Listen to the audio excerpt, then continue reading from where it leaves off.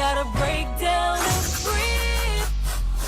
104.1 Voice of Liberia. Your power station. We are calling for an independent forensic investigation to establish the authenticity of what occurred on that fateful day of February 29, and also demanding the government of Liberia to facilitate the conduct of an independent autopsy on the two dead bodies of Isa Masale and Abraham Kekula that are yet to be buried. We are also calling the attention of the international community through their embassies or diplomatic missions located near Monrovia to pay keen attention to the deadly situation which occurred in King George, Grand Cape Man County. Peaceful citizens' lives were lost, and some were brutally manhandled by the Liberian National Police while representing the interests of the Beer Mountain Mining Corporation. And these are flagrant human rights violations which need to be flagged as justice is being sought. I thought a fresh effort were being in at reconciling the country, taking care of what the needs of the Liberian people, their welfare, poor people looking for food to eat. Today, Bouaka has abandoned the interests of the poor people. He himself seems to be wallowing in corruptible conduct. He is sidestepping the need of our people. He's focusing on things that is not a pressing priority. And it's a concern for me because I believe in the absence of peace, democracy will not flourish. In the absence of sustaining peace, democracy will not thrive. If democracy is supposed to have a fighting chance in Liberia, we'll put first thing first. Take for example, Bouaka violated the code of conduct. Corruption is responsible for where we are, for all the crises we've had, because a lot of people will come to government believing that they come there to enrich themselves. They don't understand what public service is about. So we've had problems with people believing that what for government is for them. They want to make future for their children, for their families, and so forth. We are not a poor country. Liberia is very well endowed. We have to believe that if we work hard, we improve our country, we can live better life. But a lot of people haven't grasped that concept yet. President Joseph Numa Bouaka. I've only been working with him a few months, but it seems like 30 years. I am blessed to glean from his wisdom. And he's a deacon. And people of God know the qualifications of a deacon. Yes. And he has fulfilled all of the qualifications of a deacon.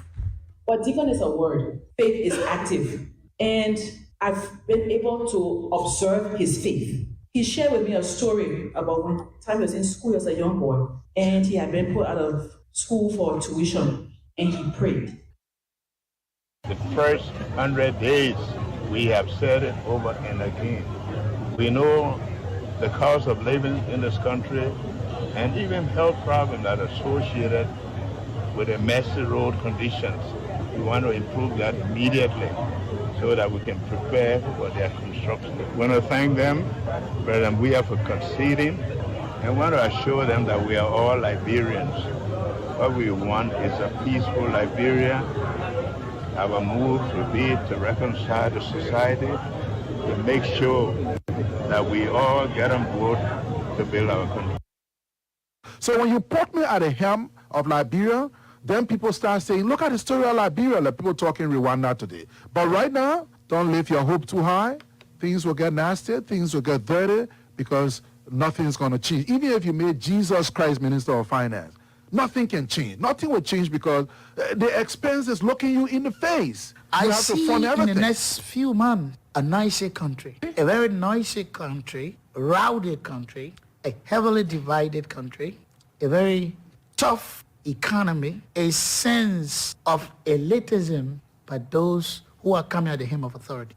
The coming in of the Unity Party is going to multiply the economic woes, the economic conundrum, the economic quagmire, the suffering of the Liberian people is going to multiply. We are not prophets of doom, but the reality will come.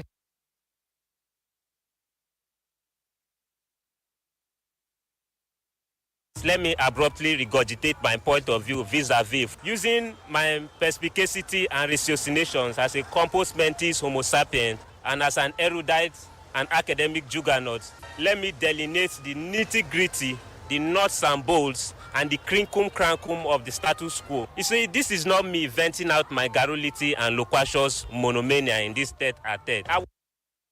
You see, as a monumental colossus and a Brobdingnagian egghead, let me verbalize and enunciate my undaunted apologia as we both natter and confabulate in this gravitas harangue or colloquy.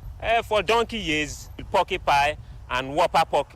You see, I'm not a criticaster, neither am I an iconoclast, only a ginormous gala or a cretin hokum that these grudgy yo-yos and namby-pamby snarly gusters have not eclipsed the whole polloi in a state of horrendous ho-ho and ho-hum. We are engulfed in a gabardine of hanky-panky. We need to yiv-ho and heave-ho them exigently. Languid, languorous, and in a financial comatose, they have the intrepidity and temerity to incautiously introduce the endemic and autochthonous excruciating bank charges. What a debilitating, attenuating, enervating, and exasperating situation.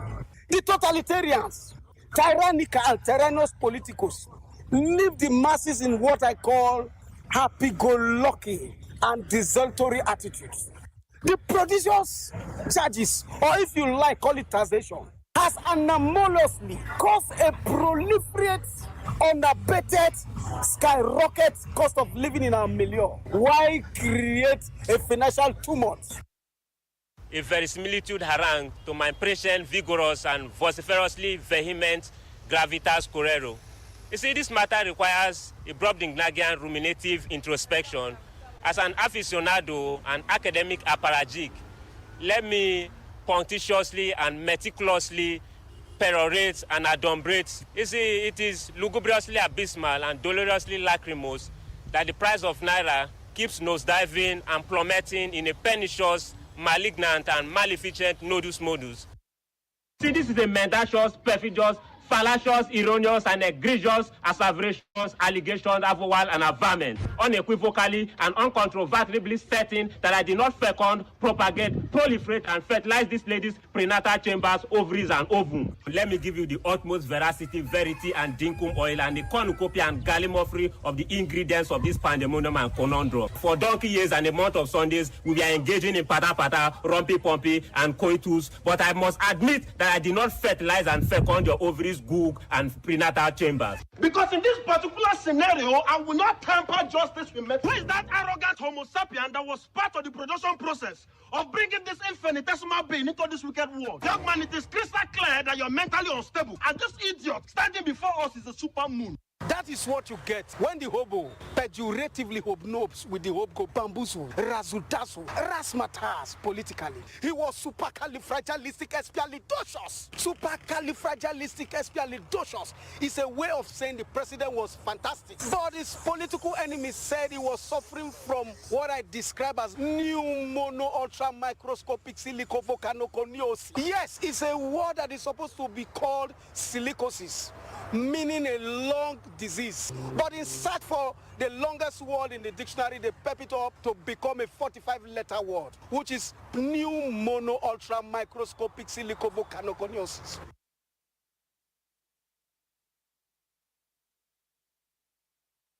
What an odium, what an ignominious memento, that even at the barbituration of the so much acclimatized, the same subsidy evacuation and barbituration was condemned by a scrupulous, fastidious, puritanica, boisterous, energetic, and a routine-to-routine, but today for political somnambulism and malocclusion, reticent, taciturn, uncommunicative, and unforthcoming, meaning he has kowtowed in their poll. Wishy-washy, fuzzy-wuzzy, hodgepodge, mishmash, and farrago affairs, which is counterintuitive to their political campaign, lamentation, and promises. Today, the clamorous quest for political impunity, political immunity by our leaders is gradually germinating into political insanity. Wishy-washy, fuzzy-wuzzy, hodgepodge, mishmash, and farrago affairs, which is counterintuitive to their political campaign lamentation and promises. Today, the clamorous quest for political impunity, political immunity by our leaders is gradually germinating into political insanity. What an odium, what an ignominious memento, that even at the barbitration of the so much acclimatized, the same subsidy evacuation and barbitration was condemned by a scrupulous, fastidious, puritanical, boisterous, energetic, and a routine-to-routine, but today for political somnambulism and malocclusion, reticent, taciturn, uncommunicative, and unforthcoming, meaning he has foretold in their poll. Don't trouble nothing too much, you know.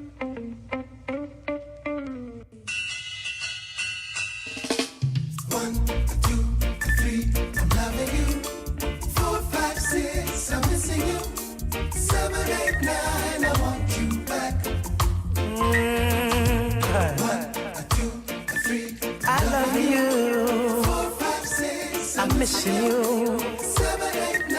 I want you back. Here within my arms again. Long time no see.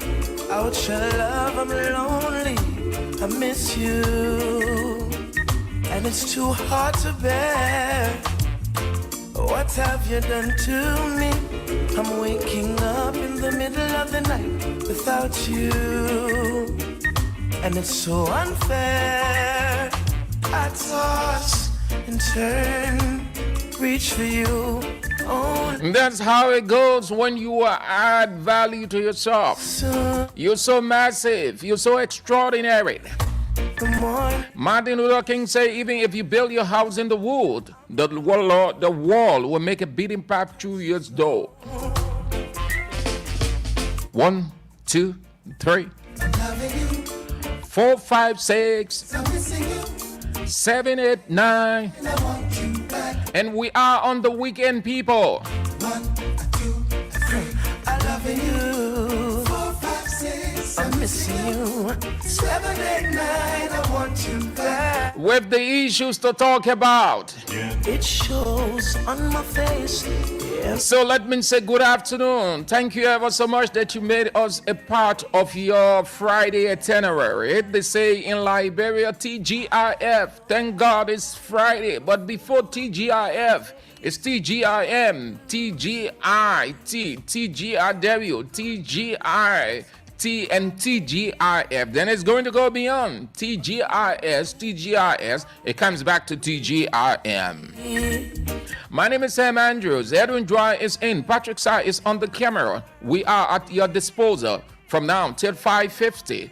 The issues we talk about, place it at your disposal. You make the ultimate decision because you are the ultimate judge. Thank you and welcome to the show. 4, 5, 6. I miss you. 7, 8, 9. I want you back. 1, 2, 3. I love you. 4, 5, 6. I'm missing you. 7, 8, 9. I want you back. Here within my arms again.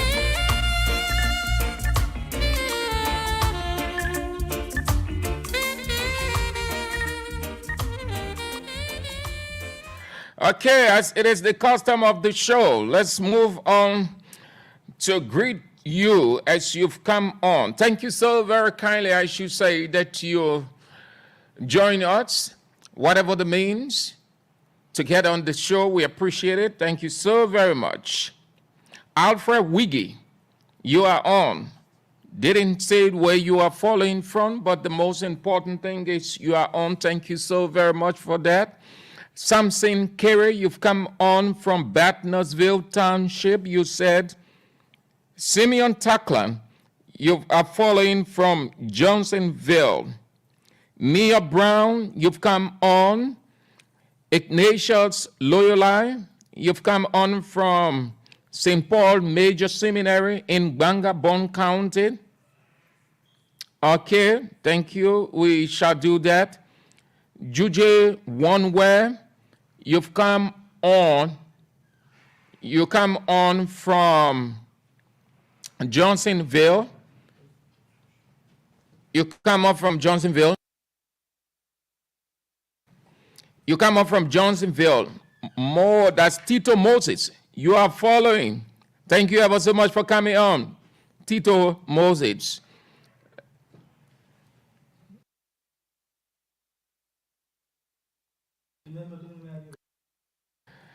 Tito Moses and David Gifler.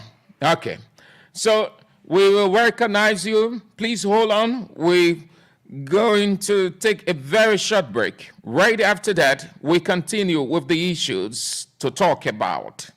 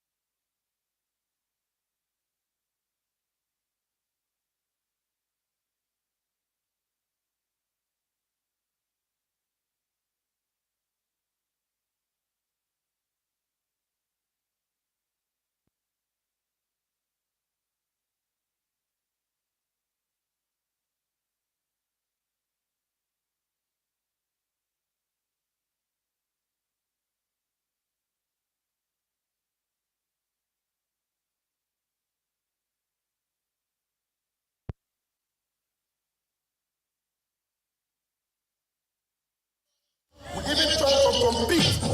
We hoping that the CDC want to ensure that Liberia compete with Nigeria in terms of population. So the CDC already tells here, we try to ensure where our people multiply themselves and things become, and you say you want to pass it. Reconciliation starts immediately in Liberia so that everybody can have a sense of belonging and we can avoid any other upheavals in Liberia. It was a lesson for Africa. We need to learn from Liberia. We need to know that elections take place regularly, and if you are beaten, you hand over peacefully and hope for better luck next time. And we thank Liberia and we salute the courage of President George Weah. The Liberian people are the bosses. They got to know. You want to serve them. They want to know how many cars you have, how many houses you have, how many pieces of land.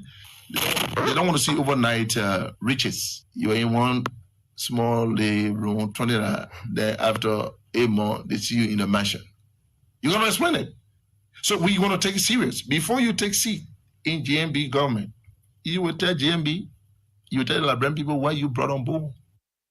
We're going to run these drugs guys out of this country. We chase them. They're going to find somewhere else. They're not going to stay in our country. We're not plenty already. Then you can't spoil our children that's going to take over from us when we are gone. We will deal with the drug addicts. I'm telling you, we have no sympathy for them. Okay. So thank you ever so much for the understanding. So the police is the first talking point we've got. Another area. Today, the Liberia National Police and the National Public Health Institute, they met and they had a discussion on the safety side of wearing helmet. And they came out with several measures. At the headquarters of the LNP, the head of the National Public Health Institute will read out the measures they put in place. Just so you know, the police maintain that the motorcyclists will not ply the main routes or main streets of the city, that they will have to be properly protected, wearing helmet, proper footwear. They will also have to have their bags registered. We'll get to that, but let's move to the head of the National Public Health Institute about the safety concern or the health implication. But just before that, here is it. When it is said that the police from the very beginning blunder, some people will not look at it critically. This is one of several that they needed to have taken into consideration. Planning or taking action, it's not by haste.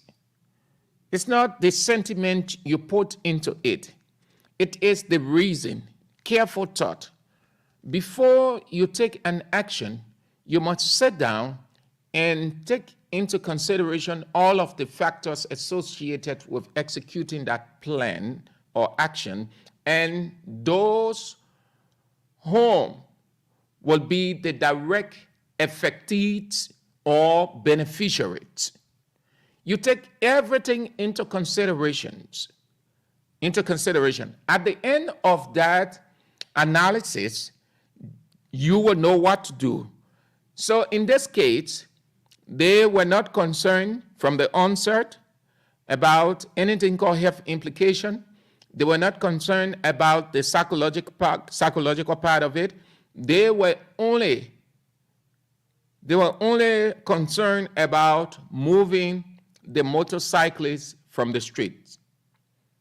That's the only thing we heard. Police director will call a news conference, excited to stand in front reporters to explain. Another person, Nelson Fremont, his deputy, excited to stand in front. They will use a surrogate in another person to say the motorcyclists, or as head of the Motorcyclist Union of Liberia, they agree that they should stay off the main routes. They were concerned about all of those, but they would not allow common sense to prevail to tell them that if you are restricting these people, and one of the conditions for them plying the main route will be to use helmet, what about the passenger or passengers they will be moving with?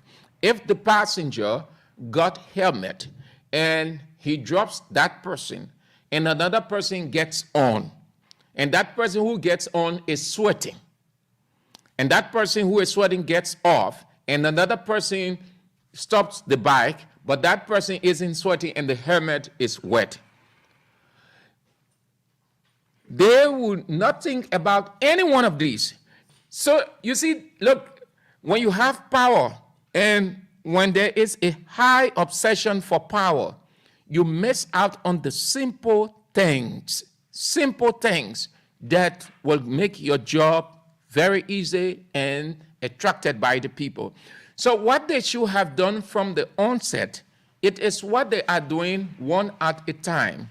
The police boss came to say they feel for the people psychologically, what they are going through.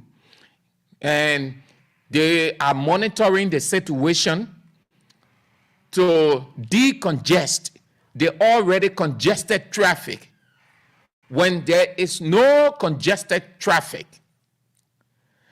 Then they come now today, they say they are looking at the health implication. Let's get to the head of the National Public Health Institute. Listen to her explaining her side of it with the recommendations she will lay before the police chief. We thought from the public health angle to put in some safeguards to ensure that those persons that are riding, that are using the helmet, motorcyclists as well as passengers, are able to safely do that. So we have come up with a few technical requirements for us to be able to use on the helmets safely. For that, we have a few recommendations, and those recommendations read, all motorcyclists should clean their helmets regularly and disinfect in between passengers' use. Motorcyclists should avoid placing their gloves in the helmets. Passengers should cover their heads before wearing a helmet. Passengers may choose to wear a nose mask for additional protection. And passengers who frequently travel by motorcycles should consider carrying their own helmets and sanitizer spray.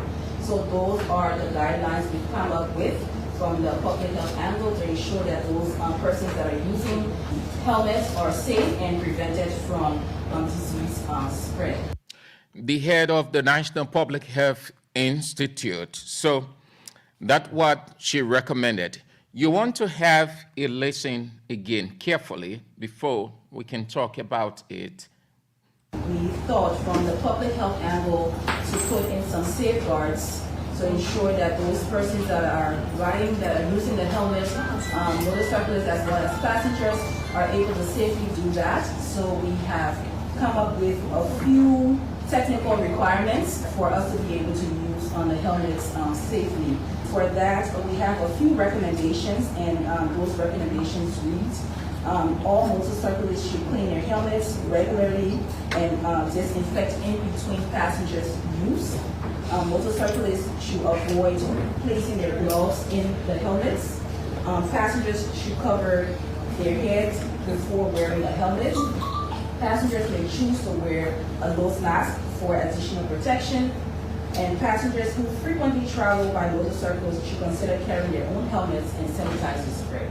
So those are the guidelines we've come up with from the public health angle to ensure that those persons that are using helmets are safe and prevented from disease spread. Good. The Public Health Institute is not a factor in this entire argument.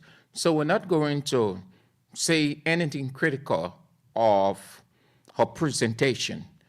What she presented was purely professional. From a professional perspective, she shared with the Liberia National Police. She didn't go ahead, or the National Public Health Institute didn't run ahead to place a demarcation. But there are a couple of things we'll talk about. Now, let's go to the police IG, the man who, if he left with he alone, no bike will even be around.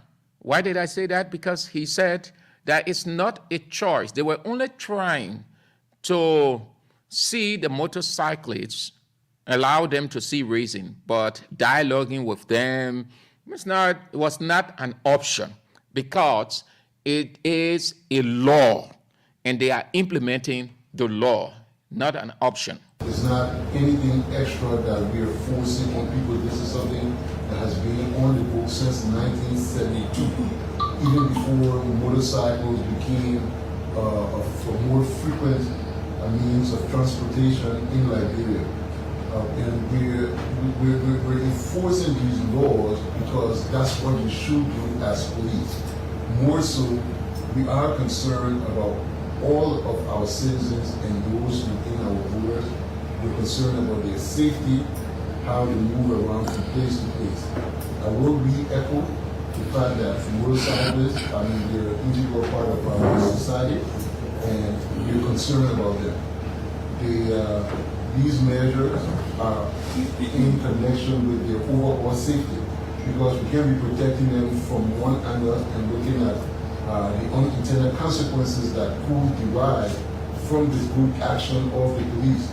So the public health reached out to us with these concerns, which I believe are 100% legitimate, and we jump on and have accepted to work closely with Enfield in ensuring that we educate our people, because most of the people, they might want to be compliant, but may not even be aware of these measures that are needed to safeguard them further.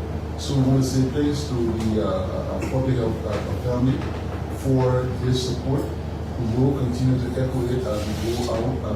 We have upcoming training for motorcyclists. Even though it did not incorporate initially the public health component, but knowing what we know today, we will have it incorporated in the trainings that will be given to them. Police Inspector General Patrick Solo. So the Public Health Institute people, they suggested that it is a suggestion that they will have to disinfect the helmet, clean it regularly, and passenger will have to wear something else before wearing the helmet. Maybe dry is traveling, you have to put a handkerchief on his head. Plastic. Or plastic. before wearing the helmet. They need to be serious. You know, the thing here is, how possible you talk about public safety? People running traffic, they are more concerned and eager of getting their money than rather instituting, a measures to prevent, communicable diseases. I don't know, Sam. Motorcyclists, time to time, some of them are completely dirty. Some of them, when you're riding behind them, you smell one odor from the shirt. You will pull your nose outside until you reach where you're going, Sam. Imagine the person's own clothes smelling like that. Then you're talking about helmet to be disinfected after every time. How possible could that be? They're just saying some of these things because they feel like talking them, or that's how it should be, but how possible could that be? It's not possible. It's not possible that motorcyclists will carry passenger every time come back and disinfect the helmet. That's not true. Even their own helmet they're using. Same, helmet, there's something that very heated. And once you sweat in the helmet, it's not possible after every riding, the person will go take the helmet, go wash it, bring it back. How possible could that be? So on a daily basis, you'll see that the helmet, once 2 or 3 persons use the helmet, it becomes sting. Especially our girls with the weave cap. Now you're talking our yes, our girls, our women with the weave cap, they are using the weave cap with no disrespect to them and make them beautiful. But I'm just giving the condition in which when you put the helmet on the weave cap and take it out, after somebody to have used it with sabu and sweat in a helmet. It just sounds funny, yeah, honestly, it sounds funny. But they will have to be serious. The helmet issue on passenger, I think they should do away with that. The rider, if they want to have the helmet, because 24 hours the rider is on the back, moving here and there, so that saves the comfort for the motorcycle. The passenger needs it too. Why? But you look at the condition. Accident can occur at any time, and then the passenger at the back could fall on the head, and then it will damage the person. And the helmet is there to protect. The helmet there to protect. But you're looking at the risks, the health risks the helmet will be causing or people will be at. You got more than 3. Look at the disease that is being transferred through sweat. Hepatitis. Hepatitis is being transferred through sweat. Even epilepsy. Epilepsy is also being transferred through sweat and the skin fluid. You understand? So How you think, you know, an ambulance patient will use the helmet, sweating the helmet, and you don't have it, you go as a passenger, you want to use it too, and not possible that the person after every brother will put down the helmet or you put them down, you go watch the helmet. No. So after every time, somebody will, rider after rider, or passenger after passenger, they will go about using the helmet. Somebody who might have had, you know, the hepatitis, you know, they went and used the helmet. You didn't know, you went and wore the helmet. Right there, you have contacted hepatitis. So we look at the health matter, right? Let's accept that accident why is risky, but we're looking at the broader part of it that you will save more lives than saving, you know, a portion of persons. Then you got more people being damaged, and that one person using the helmet, you have more than 5-6 persons being affected that one day from that one helmet. And in an accident, I'm not praying for accident, right? But in an accident, given the nature, you might have just one person involved into it or 2 persons. But you got more than 10-15 persons who using the helmet a day that will contact maybe the epilepsy or the hepatitis. So when that's the case now, what you prefer? You prefer riding a helmet, 10-15 persons get affected, then one person now using the helmet maybe got affected? I think one person is okay, then, you know, 10-15 persons about using the 10 or 15 person using, you know, the helmet. So I think I prefer only the rider should have the helmet and the passenger, because some passengers not going far. Yeah, some passengers not really going far. Somebody you pick me up from Capitol Bypass, you driving right around, you know, the administrative building or the Capitol building. From the Capitol building, somebody going 4th Street, 2nd Street, 3rd Street. No much distance. So I don't think it's really necessary to impose on the cyclists that passenger themselves too should have the helmet. Yeah, I don't really think so. So let it look out the health, you know, risks involved in that aspect and try to trash it down and look at the cyclists themselves to be the one to use their helmet. That one that matter most. They want to use their helmet. And, you know, not that they're protecting their life and leaving us as passengers vulnerable, but you look at the health risks attached to motorcycle brother using the helmet. You got more than the guys can enter out more than 20-30 persons a day, Sam. So 20-30 persons a day. Somebody went and sweat in the helmet. After sweating, you went there too, because it's bounding. You have to wear the helmet. You wore the helmet. How possible you think, Sam? They talking about you need to use something before using the helmet. That everybody got, you know, hanger shit. It's not possible. They get people even to buy hanger shit. It's very difficult. So hanger shit, that enough, that fly. And it also means when you got a handkerchief, assume that a passenger bought a handkerchief or a towel, and he is taken to a given place. He's off with that helmet. So getting on the next bike, he will get another one or turn the towel around. Right, yeah. So you turn it around, so you're going to drop that one because maybe somebody contacted the helmet before you. So saying you want to be protected, use the first handkerchief.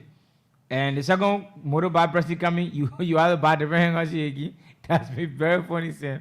I don't think they ever did, you know, something that will turn it to be an investigation, thorough thinking, you know, what resulted to the decision taken by them that today we are at the crossroad. I don't think it's necessary that people should be thinking, you know, use handkerchief. It's not necessary. It sounds very comical, very, very comical, very laughable. So, they did not plan well at all. They got everything mixed up. On top of it, they are arresting. Now, the police will have to say the crime or violation because they are arresting bikes. They got more than 100 bikes, going to 200 in their possession. If you arrest, it means it is either a crime was committed or a violation, which is a breach of the law. Now, these two go with punishment for deterrent or as deterrent. So the police arresting the bikes for whatever the reason in accordance with their own law, but they should institute the measures and not only arrest, and kept.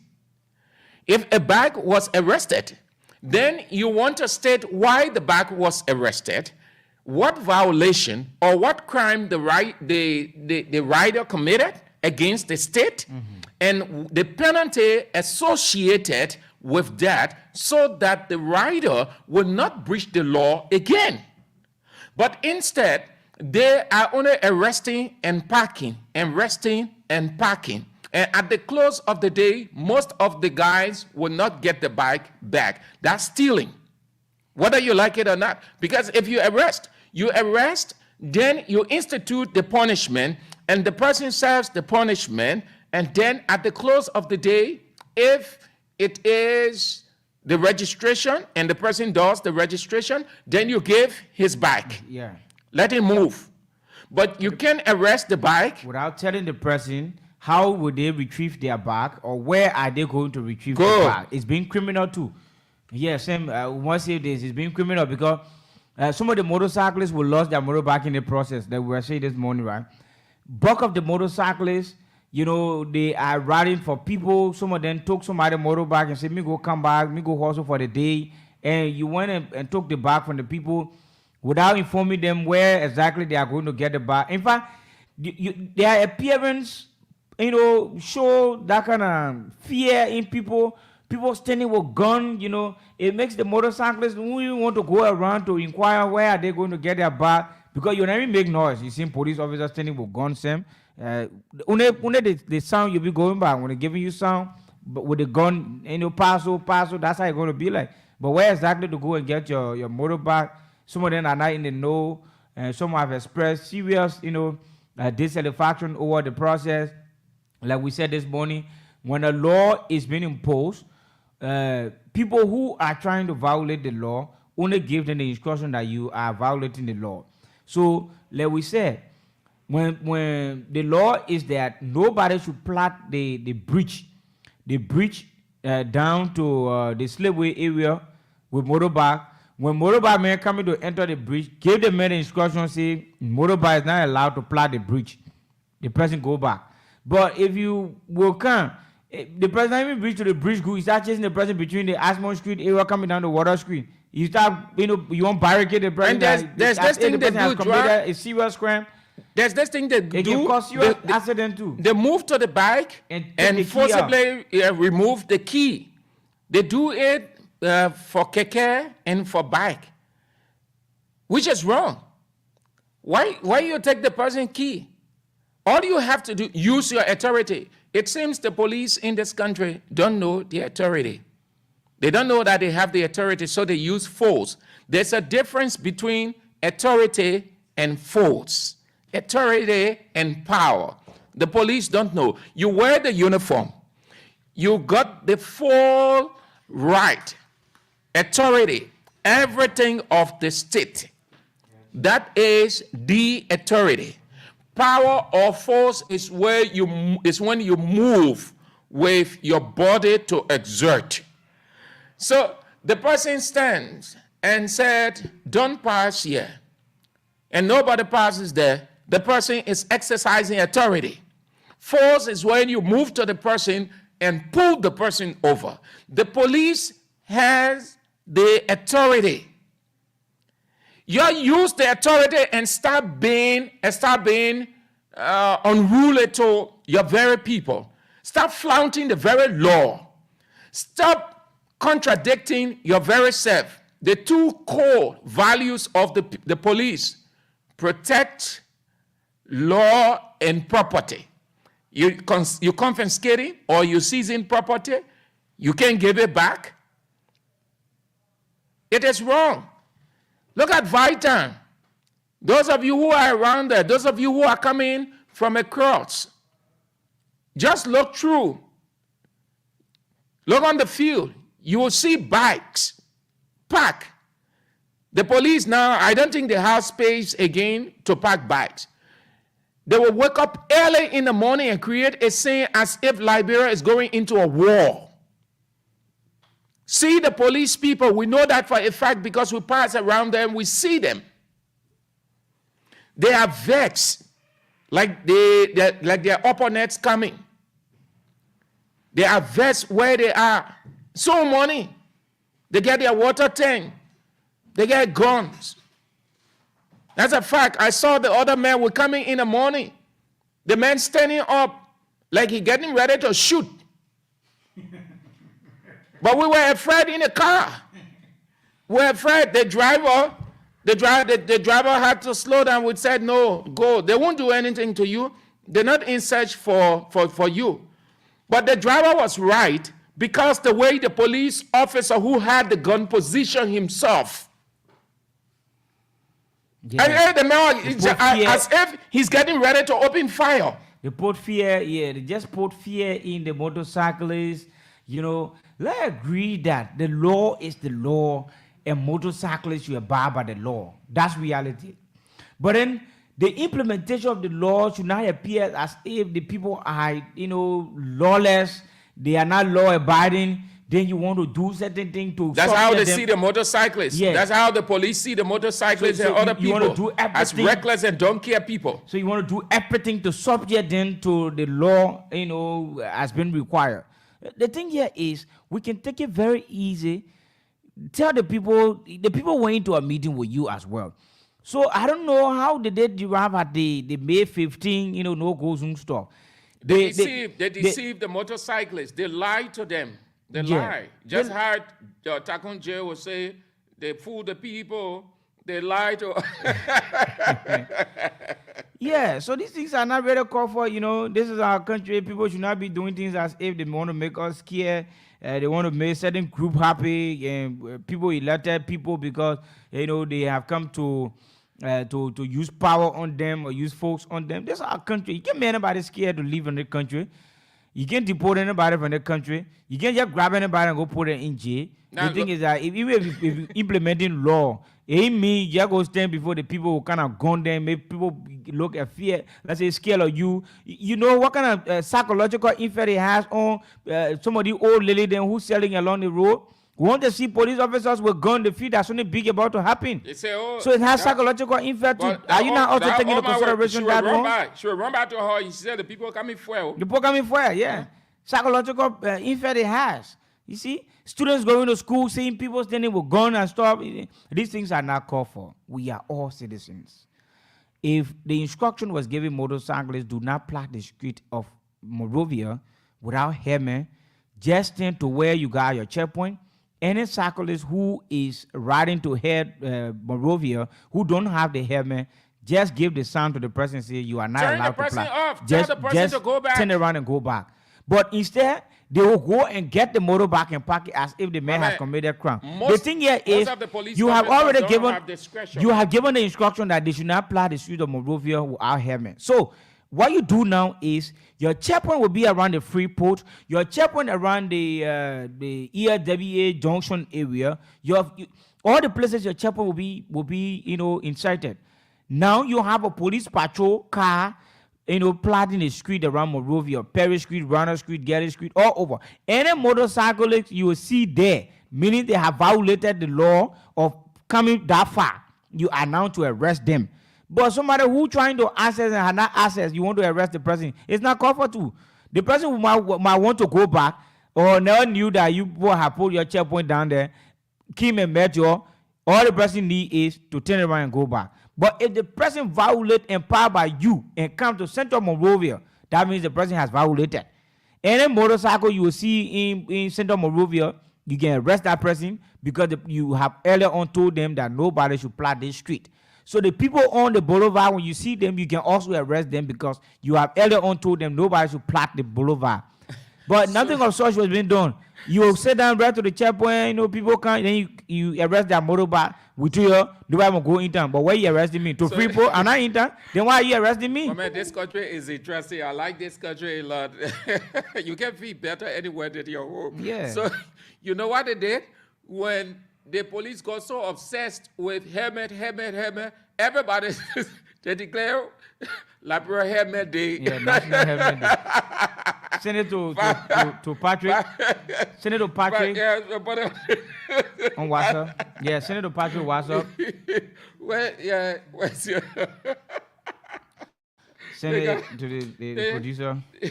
the guy started producing different kinds of Helmet. of helmet.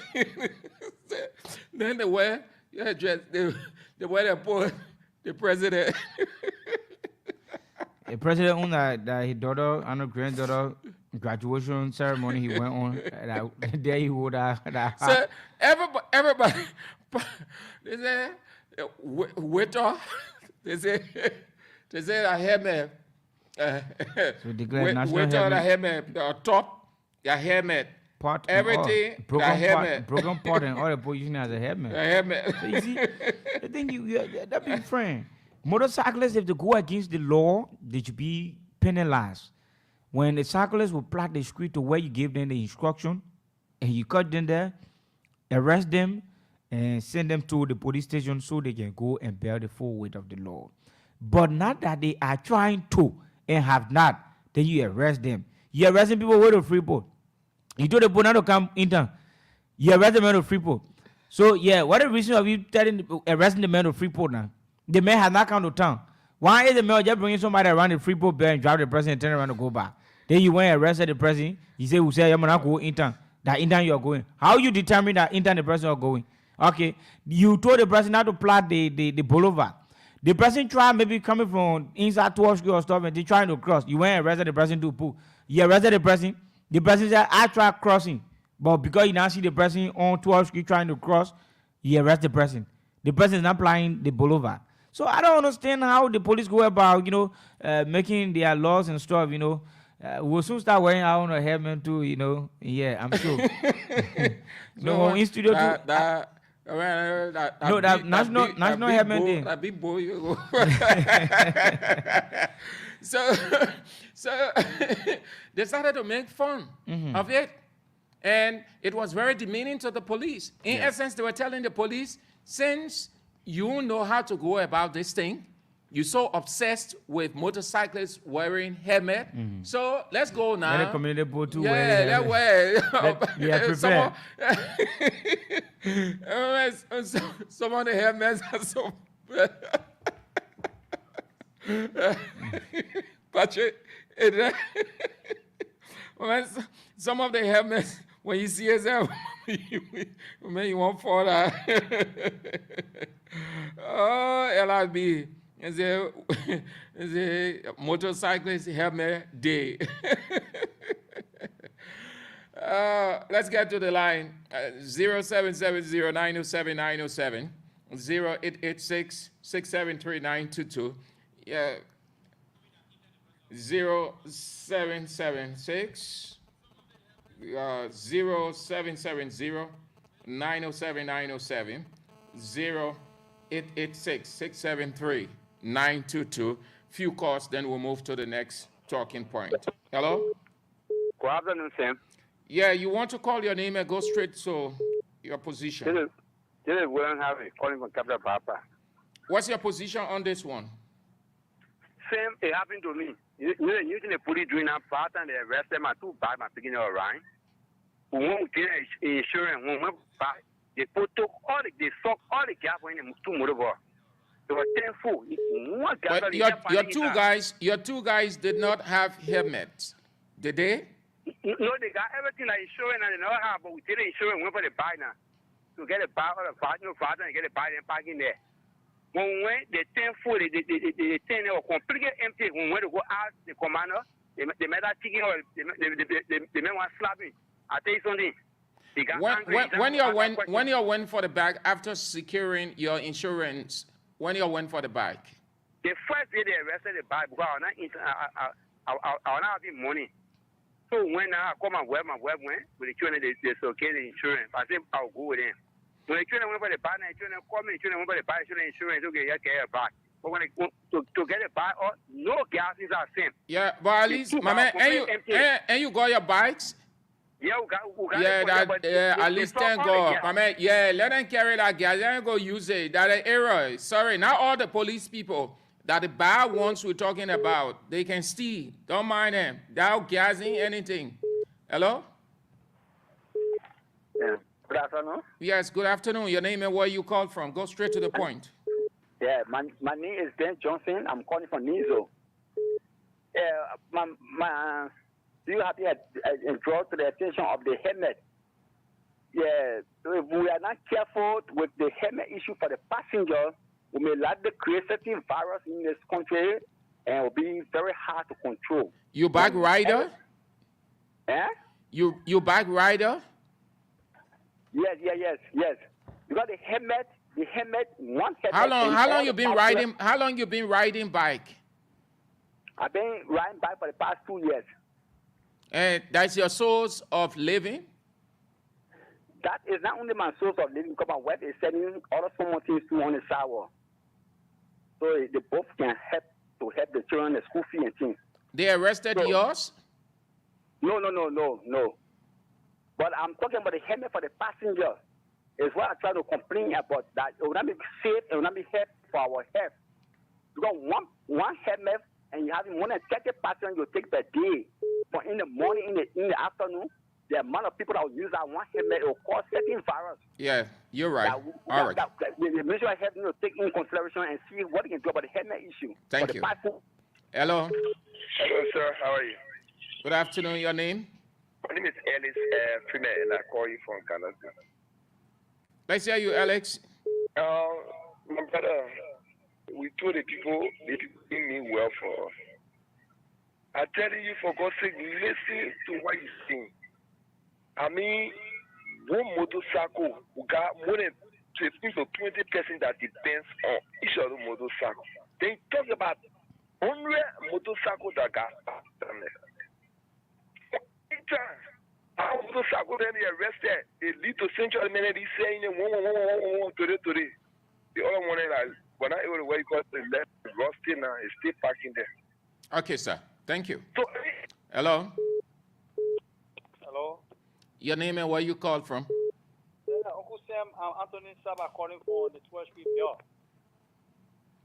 Yeah, the issue of the motorcycle with the helmet is just something that Baga went all the few times he went to lobby, he don't have money, so they're trying to bring out certain virus that they won't get money because he's going to country, he only went to take picture and he went to Guinea-Bissau, and then at the end of the day, no money, so they're doing it because the World Health Organization will donate a lot to Liberia.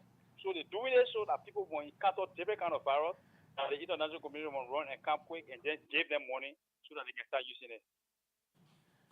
Okay, Chief. Thank you. Hello. Yeah, good afternoon. Your name and where you called from? This is Usman Sidibe. I'm calling from Fencing Street. Hello? We're listening to you.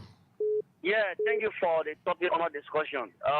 Firstly, I would like to appreciate the Liberia National Police for the hard work they are doing for the Liberian people and the restriction that is in place. We have to live by the law. There's no way that someone want to politicize this thing. The safety of our citizens is matter. So if the police didn't hold on. Don't worry, we will not cut you off. It is your right. But it was politicized by the very police from the beginning. So don't say people should not politicize. The police did politicize it. They get it all messed up and mixed up. No. He said police politicized it. I would not agree with you with that because there was a meeting that was held between the police and the motorcyclist union. Chief, it's not about meeting, man. I say the police politicized everything. They were more political than technical. Technical means when you want to do something, you sit down. Then you think about it, how you want to do it, when you want to do it, the people with whom you want to do it, the result you want to get. But if you just come up and say the thing on a book, and this is a law, we ain't got to consult your board. It's just a matter of respect. We going to enforce as of the 15th. The politics is right there. The power you exerting, that what they call political power. Thank you, sir. Hello? Hello. Yes. Good afternoon. Your name and where you call from? Yeah, my name is Michael Bright. I call from Sinclair 17th Street. Let's hear you, Mr. Bright. Yeah, please, I really appreciate the topic you guys brought up this afternoon. It's really educating. And I would like to go with your co-host, what he said. Like yesterday, for example, I was trying to go to work. I tried to board a motorcycle to go to work. So the guy handed the helmet over to me. So I actually was doubting, what will happen. So trying to put the helmet on, the smell from the helmet is just like a dead rat. Yeah. So, like he said, they smell from the helmet like a dead rat. Most of the motorbike riders, they are not really hygiene like that. They don't keep themselves clean. Not to talk about the fact that they will ask people, to be using helmet here and there. You know how many passengers they can take in a day? So I told the guys, I'm sorry, I wouldn't be able to put this thing on. They asked me to get down, and I got down from his bike. So I don't think it would be advisable for passengers to be using helmet. Yeah, it's not advisable. Thank you. For the rider to be using it instead of the passenger. Okay, thank you. Hello? Hello? No, we can continue with you. Hello? Good afternoon, Senior Brother Sam Andrews. Good afternoon. Your name and where you call from? This is voice Idrissa Sombai. I phoned in from my brother resident. Go ahead. Yeah, Senior Brother, there's a sad time for our country. The government politicized the thing. We are surprised to hear this green shite boss trying to defend this. Why are they really thinking? So they can rationalize a couple of things. They doesn't understand what is politics. We are saying the government was the first to politicize the thing. Then they want to attack our journalists for saying the reality. Why are they doing it by the boss? So us have slipped into cowardice. That's why they are trying to tell us, young brother Sam. What is going on, man? This is sad, man. How will they do it by the boys? This is so narrow-minded. Thank you. Hello? Yeah. Good afternoon, Sam, Andrew, and Melvin.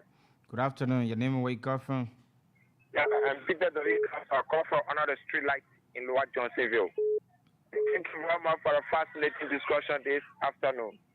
It's often said that when the wicked rule, the people suffer, and that is a big attribute of this particular administration.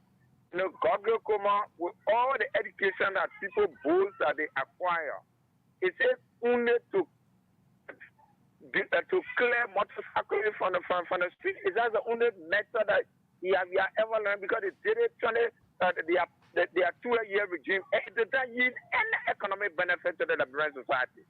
You see what they have created, arresting by keeping them unnecessarily, and that's what they're doing, arresting people by just and keeping them, that's completely criminal in nature. Because most of these bikes are not going to be returned to the owner. They're going. Hello? Thank you, Hello? brother. Yeah, your name and where you call from? Yeah, my name is Robert Sua, and I'm calling from my community, Kosovo.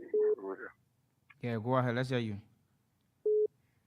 Yeah, the issue of the helmet of the bike riding business, I think we got to put things in place. Because the people will arrest your motorbike, they will not give you no idea how will you get your motorbike, the person which that you pass through to get your motorbike. They will not even take a particular on the spot that they will take a motorbike to get on it and tell you follow them. Sometimes you go, you will tell you to follow them, and you will not go there. It happened to us 1 year ago, up to now. We still officer that took it back. We can't find him when we asked the commander, and the thing he asked me all that. All the police have to call social no more. And yesterday we got arrested, our bag, you were not pick up. They were almost like 11, they just came there to the bag. One person came away and left. Okay. Thank you. That's why we talk about the criminality in the whole arresting thing. There are some police officers who are very decent and want to do this thing. Yeah. Hello? Hello? Yeah, your name, where you come from? Hello? Hello? Yeah, but the bad riding business, where in the world you will go in the capital city and you see that all in the major street. They overtaking the right, they take the overturn the left. They say they shouldn't ride, but in the outskirts of the city, when you ride it, but in the main city, there's no penalty. Where are the MTA buses doing every time? Where was the process? The administration came, they took away all the MTA buses. Only 5 diesel buses came. They kill the MTA. So you expected, hello, listen to me. Listen now, listen, brother. Hello. Brother, listen now. We'll give you the time. Don't be talking when I won't ask you to, then you'll be talking. Okay. I'll give you time. Yeah, just listen to me. So the NTA bosses from Ellen days, you expect the NTA bosses to still be surviving up to current? The administration, the past administration, why did it continue? Why did he continue what the brothers are just saying? No, listen now. Listen. Yeah. The past administration received donation. You know, every government that comes, when you get good relationship or rapport with, your foreign partners, they can bring in bosses for your government. The past government brought in bosses from the government of India, I think China, they brought bosses here. But former president, you mentioned former President Salivu no bosses and bringing it in the administration of former President Weah, as if the boss will last forever against ball. That's what you mean? Yeah, why was the MPA or transfer authority that is owned by the government? Anytime it was functional. The past administration, we didn't see it. You did not see it. No, don't say we didn't see it. Say I didn't see it. Say you never saw it. We didn't see it? No, brother. We did not see it. I want you to speak for yourself. When early, you are not an official mouthpiece for anybody. Yes. When Eddie came, the MTA was functional. When the past administration, when it came, we didn't see it. Brother, I have said, talk for yourself. Don't say we. Say I did not see it. You're not an official mouthpiece for somebody. Okay. I will hear myself. I wrote the NTA boss before. Listen to me now. I wrote the NTA boss before. I paid $50 from Broad Street straight to ERWA Junction. So you want to say that the motorboat just in the okay, now listen now. You talk about which of the country, you ask which country you got motorcyclists riding in the city, right?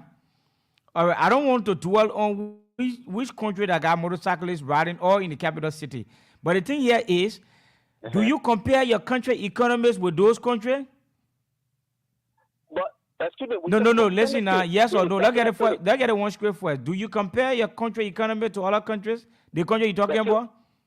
Okay, give me 1 second. Let me tell you something. There's a man that came from the States.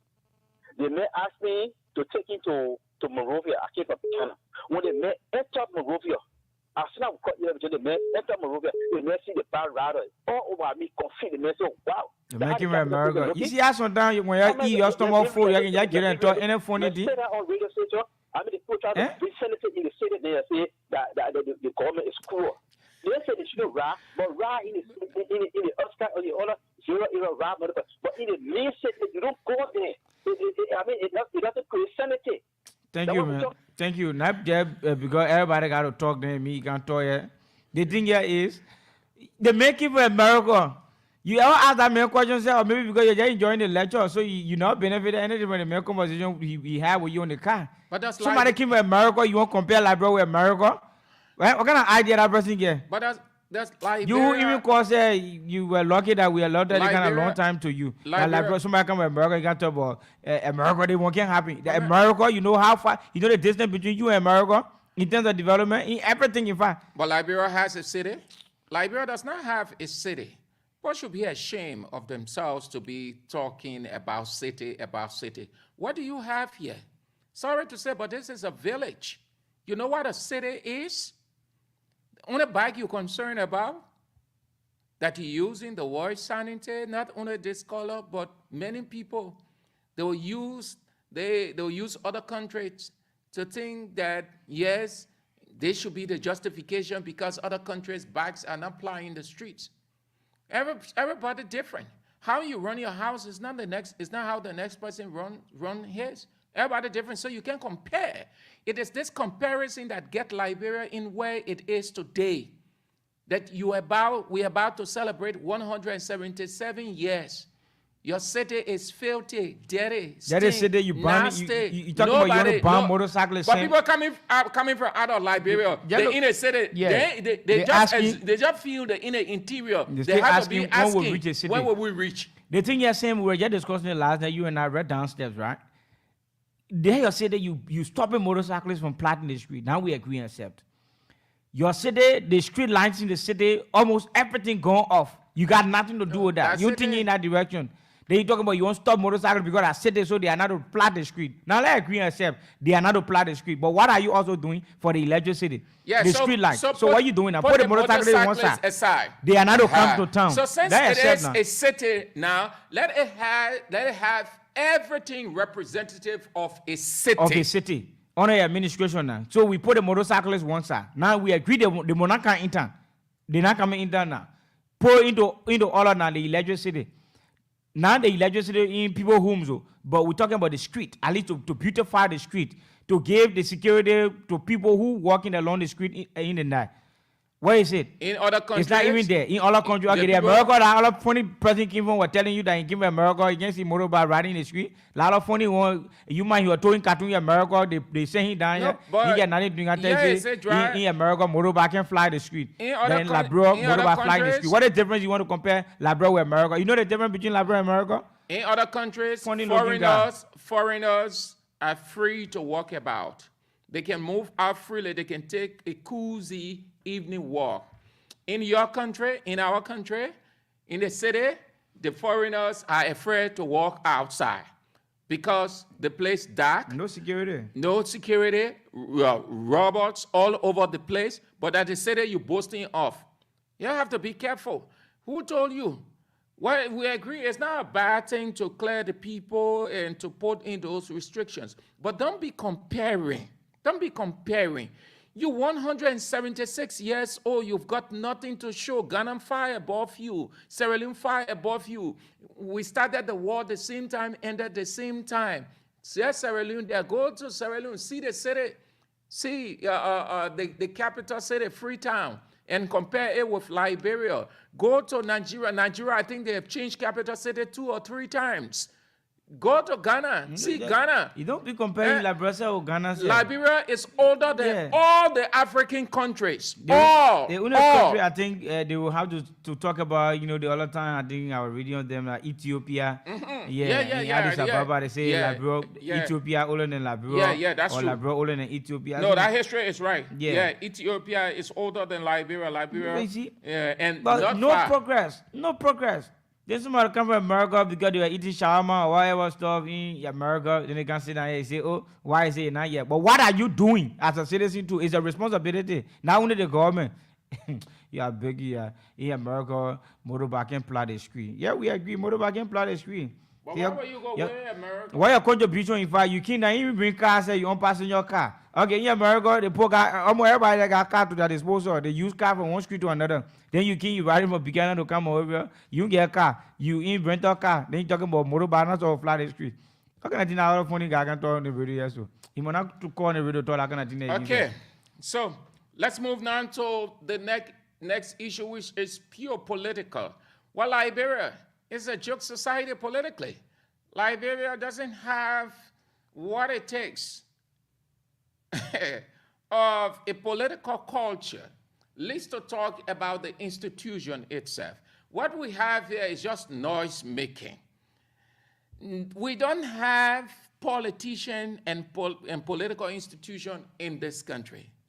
It's as simple to understand when I say this way, people, you can't believe it, but it's true. Look at Liberia. When we don't have political institution, everything is centered around one person. So politicians flip from one political party to another. What you see is deception, pretense. Because one political party can win an election in this country when it comes to second round, so they form merger or alliances or coalition. The Coalition for Democratic Change no longer exists. NPP and LPDP left. Before then, Alex Tyler Party left. For whatever the reasons, they said they could not stay within the coalition. The coalition is different from the Congress for Democratic Change. The Congress for Democratic Change is the original CDC. The Coalition for Democratic Change was a tripartite arrangement.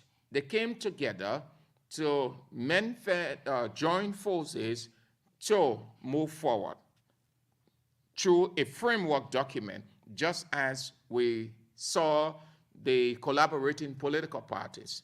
So Alex Tyler said that he was being marginalized. He wasn't involved in most of the decision making.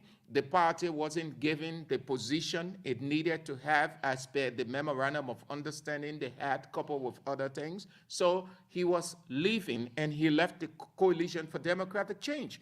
So fast forward, these two parties, NPP, but before then, NPP was embroiled in confusion, strife, misunderstanding internally. President George Weah at the time will intervene and try to settle the misunderstanding. It was a heated argument then between James Barney and the former vice president and standard bearer of the party, Joe Howard Taylor. They tried again, the president who broke up peace. It was settled, and then they sailed on. But then confusion started to set in again. Well, that is left with them. So this week, they announced their full departure from the Coalition for Democratic Change. That's not the main thing I want to talk about. There's something I saw in there. At events, I like to look at the simple specifics. You know what they call simple specifics in political science, in analytical situation? It means you have this room, and this room is where the broadcast is taking place. But there are things that will be happening in this room that is not the main issue, but it is significant. Sometimes they refer to that as situational feature. When you go to events, you see these sidetracks. You may think that they are not important, but they are very. And in journalism, when you see a reporter or a talk show host at a given event, the event is over, but the person is still around. The reporter is still looking here and there. Not necessarily that the reporter has nothing to do or that the event is over, but he or she is looking for something to pick up because something could happen at any time. So here is it. Senator Snow is the focus. Then we'll get to the institution. Until Liberian politicians can stop being deceptive, can stop being greedy for the United States dollars, can stop being so petty and stooping so low, our country will always be looked down. Politicians will just be seen for the rhetorics and will not be respected. Edwin Mervyn Snow had been a member of the National Patriotic Party of Liberia. James Barney, Josh Mulbar, and on we can name them. Strong stalwarts of the National Patriotic Party of Liberia. Senator Snow, as per his professional act, just like Kekua Koto, the late, would know how to play his game from one government to another. Senator Snow, during the campaign, the 2023 campaign,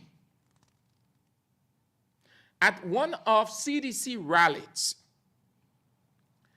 the party's chairman, or the campaign manager then, Len Eugene Nangwe, called forth Senator Snow, and they called him to formally announce him as CDC member. Maybe I may be getting it wrong, but that event that I watched and listened to almost all of the speakers, including the president then himself, was not anything different from what I'm saying. So if you look at that, those of you who watched that event, or if you didn't, well, it's on the internet state, you can go to it. Snow was hesitant when Len Eugene Nangwe got ready to place CDC beret on his head and to announcing officially as CDC member, as a member of the Coalition for Democratic Change. He was a bit hesitant, but he accepted. Fast forward, what did we see this week? Announcing his return to the National Patriotic Party of Liberia. In 3 words, hear what he said. I answered present at the headquarters of NPP. The motto of NPP, above all else, the people. At that event, you had several stalwarts of the party. Chief Cyril Allen, Banning, Senator James Banning. You had great stalwarts. Josh Mulba, all of those stalwarts of almost all of the party were there, that they had returned to regroup for 2029. Though they did not say it formal, but you could tell that they have come together with the intent of forming or going on their own in 2029 if they will not form or form part of any coalition or merger or alliance. So here is my position. As much as it is the right of every person to identify, associate, it is wrong to be sycophant or sycophantic. It is better you stay with your political institution. You will get the relevance. You can do what you can do. But don't attempt to flip-flop. Flip-flopping will not respect. You will not gain the respect. It's inconsistency. It is that same word that was used on former President George Weah before the election. They said he was inconsistent. He would say this one, and then he does another thing. He would say this one, and he wouldn't stick to it. And they were right, because people respect you for your consistency. When you are grounded in a political party, stay with that political party. Don't leave that political party. Even if there is a merger or alliance or coalition, it doesn't give you the right to take on the paraphernalia of that institution. We are merged by document, by policy, but it is not for me to move and take on your paraphernalia on me. If I did that, that's sycophancy. It's pretense. And that's why you see of the politicians. We can form a merger or alliance or coalition, but it doesn't give me the audacity to wear a party that is an integral member of the alliance, coalition, or alliance. I can wear my own party paraphernalia at whatever the event because I am an integral member. I don't have to wear the other party beret to please them and give the public the impression that I am a member. When time comes, then I go back to my institution and wear my institution paraphernalia. We have to stop that in this country. Once you put on a given party t-shirt or beret, you have endorsed. You are a member of that organization. That's what it is. You know what element signals? That you are a part. You endorse it. Endorsement means your full support, your readiness. You give your all, your everything to it. That's what it is. That is why if you are not part of any institution and you just associating or aligning, you don't take on their materials. You don't wear it.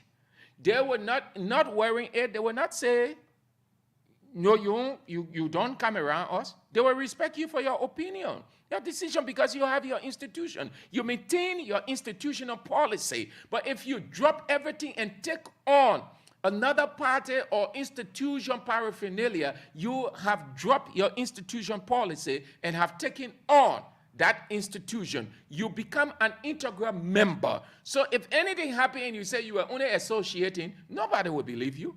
Nobody. Nobody. What would it have taken people? You're part of the coalition. Dry is a member of Party A, a member of Party B. Patrick is member of Party C. I can go there with my party Barrett. If my party not using Barrett, or I go there with my party T-shirt. But we are all collaborating.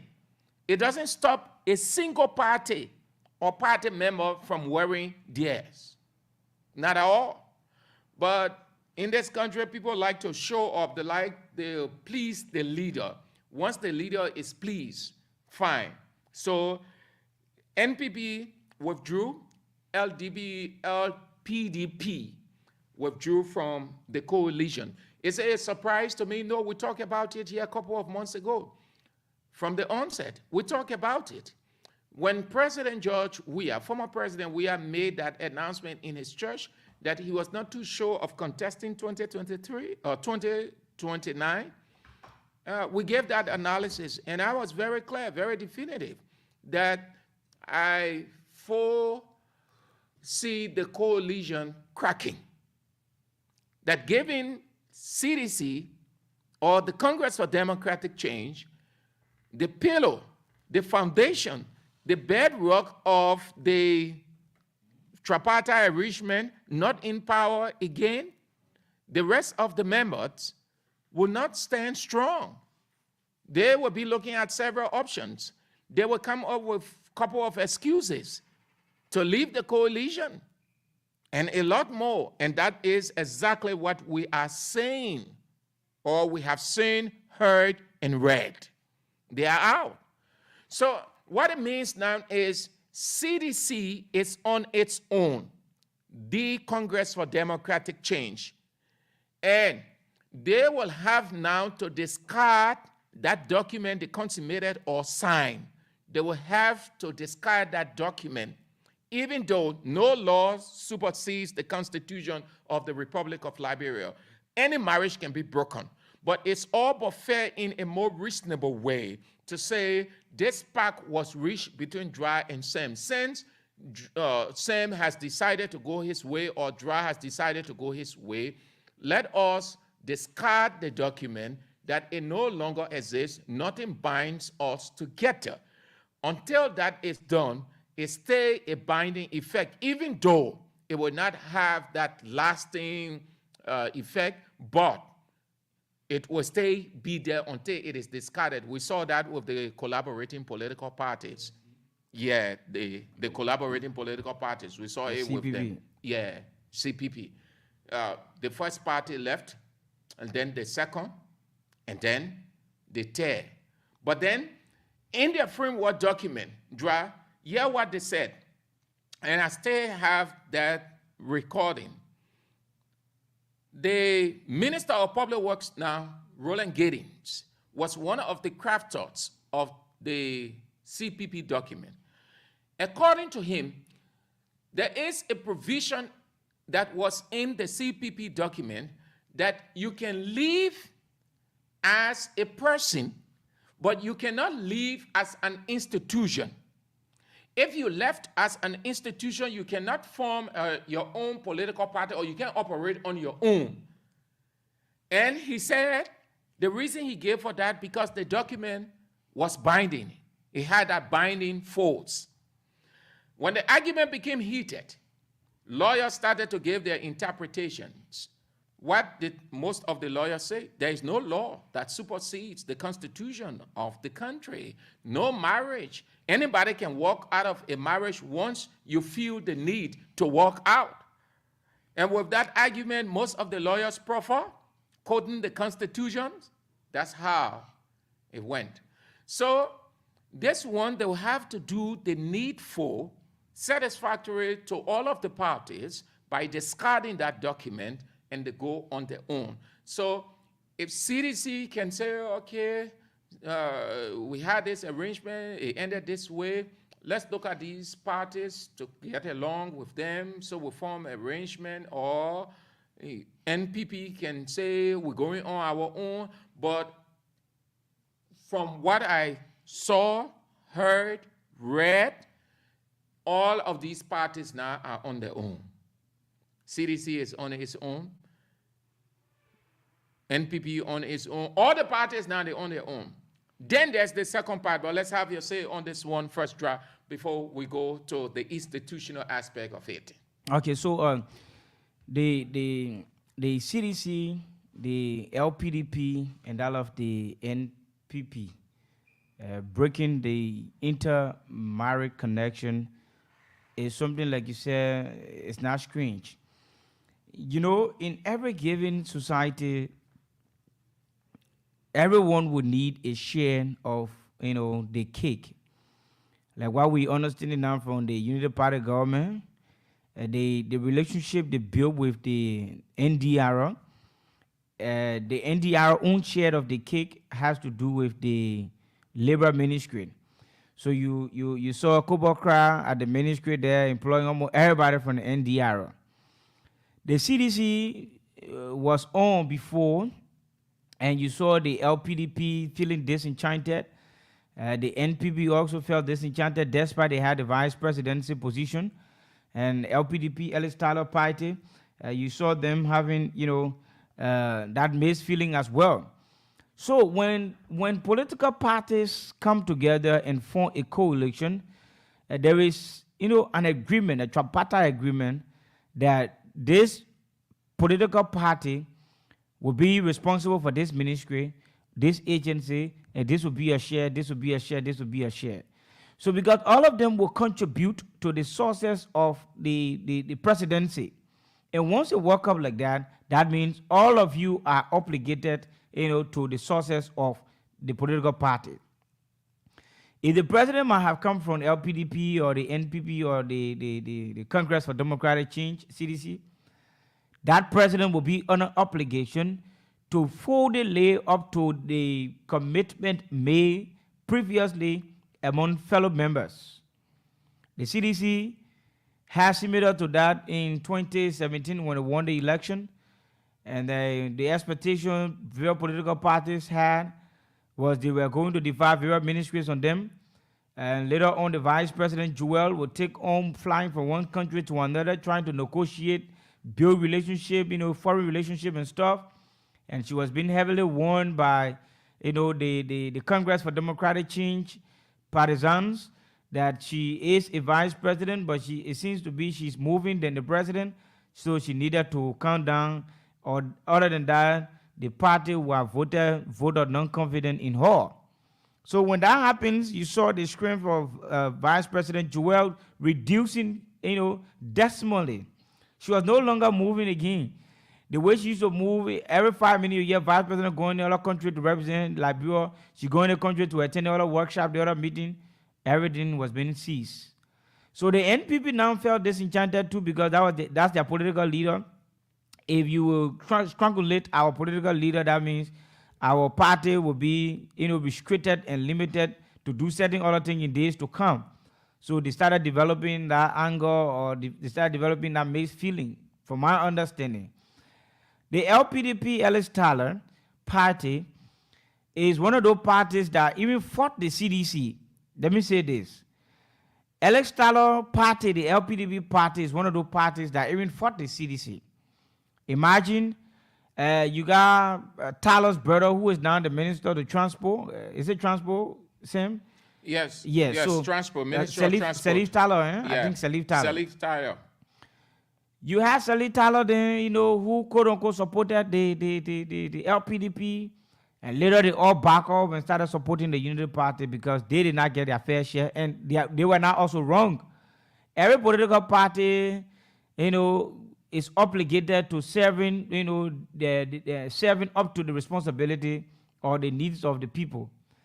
If I supported a political party and we won and we now got the dividends, I think I will have to back up from there and maybe find my way to another political party. So you saw LPDP, bulk of LPDP hierarchies back off the support of CDC and supported the Unity Party because they felt they were not treated fairly by the CDC by the CDC.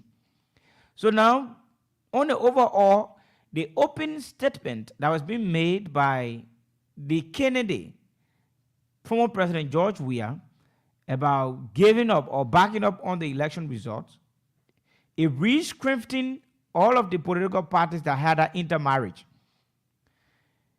leaving the entire political parties in a limbo as to whether they were contested in 2029. But then the NPP, the LPDP, had a thought that if we can come together, if possible, another political party will call us and they will value our service. LPDP feels that when they join the United Party will value their service. NPP feel when they call all the political parties, because I heard from one of the hierarchies, they say NPP will not, go on any political party. When any political party coming in, they will have to join the NPP. So it's scripting the two political parties and all the political parties that if this is the case, we can join another political party or we can produce our own presidential candidate. Then when we end up in a round of election, we go to a round table discussion, go into an agreement with the famous and favorite candidate to win the election, and they will go about making commitment to various ministry or agency that they can give us. So LPDP back off, NPP back off. Now at least with the CDC alone, that has to do with the Congress for Democratic Change. Can Congress for Democratic Change alone make the difference 2029? Can they? Or they will go about rallying around all the political parties? That's the biggest question. Another one, can the United Party and the NDR Vice President Jeremiah Kuhn, can they hold on up to 2029? Is another question too. So you're going to have a very big split. The guys in the United Party will not want to be placed on the side when you have Jeremiah Kuhn contesting as a presidential candidate on the ticket. So if the United Party and the NDR will have a merger, then NDR will be the one producing the presidential candidate, and that's something what the United Party people don't want. They not even want it. I love you be here. That's something y'all see. They not want it. They like a Mo Ali, they wasting tablet, they not want it, and it will not happen. Trust me. So there will be a very big split again too in the Unity Party in time to come, but they still managing the information, acting as if it will not come out in the public, but we getting the hint. They will split until before the 2029. They will split, and if they will not split, then you will see a very heavy divided Unity Party and the MDR movement for 2029. I think that's my. Yeah, very, very salient point, right? Very salient point. Our culture needs improvement. The politicians need improvement in their world they go about. So we'll open the line on this one after we look at the institutional aspect. We're go social, but not different from what we had. The same question that was asked, the same question will come. Why we thought to bring that back? Because many of you were coming on, very interesting, but the time did not allow you to flow as the way you had wanted in terms of numbers. So the same question that was asked, that same question is back this afternoon. So the country really don't have political institutions. No. We have to change the dynamics. Liberia don't have political institutions. When we say political institutions, look at what you see around. Everything tied to individuals. Once that individual is off, that political institution can exist. Another reason why we don't have political institutions, most of the politicians are broke. Most of the politicians, they are not well-to-do people. To be a strong politician, you have to be financially balanced. You have to be grounded. So because people are not strong, politicians aren't strong financially, you have a man who sets up a political party, he will recruit. And he takes the shot on most of the decision making. Those people will move in and start to give him all the respect and honor that is due a leader. At the close of the day, it becomes a disadvantage to the other political party or political institution because you have those ones who are grounded in terms of the knowledge, the influence. They will gravitate to that political party owner who has the money. And that's what we have seen in Liberia over the time. So there is no political fair play in our culture. There is a disadvantage play. The political scene or the political fee is slanting.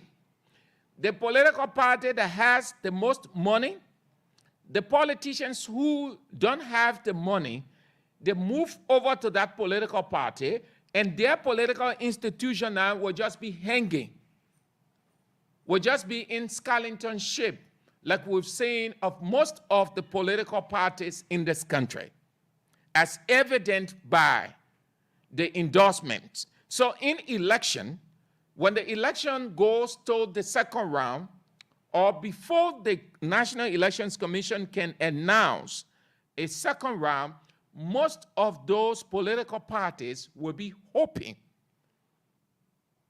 And you will even hear them say that no one party can win a first round. We're going into a second round. Take it from me. You hear them using those high political, they will sound so strong. Because they want to make an endorsement to get money.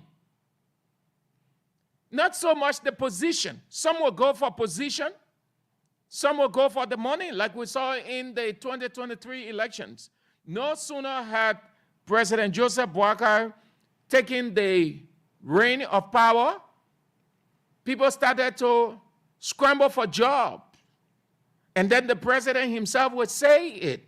He went on BBC and said the people are fighting for jobs. Some opted for money. Some politicians, they opted for money, they got their money. Some got 10,000, 5,000, 7,000, 8,000. They left. Did they go back to speak to? Did they go back to speak to their colleagues at those political parties and share with them some of the dollars? No. Some did, some didn't. What happened to those political parties? They are nonentity. They have no relevance. They're only waiting for the next election nationally to come out and announce themselves.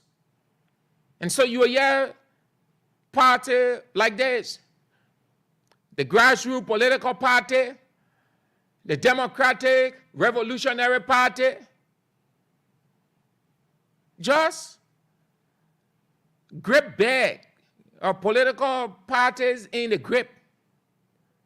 Once they realize that they can't get nothing, just as some parties didn't get anything during the 2023 election, they can't exist again. What political party do you see that is vibrant, determined, focused, preparing for 2029 apart from CDC and Unity Party? What party can you proudly speak of? None.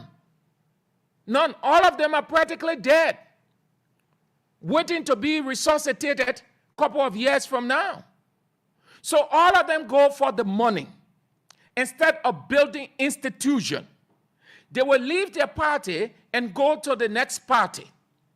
When that party has the money, they will stay there. A classic example, William Pay was with Unity Party. Though Unity Party had misunderstanding, things weren't going well with him, but I think he needed to stay to help the party. What did he do?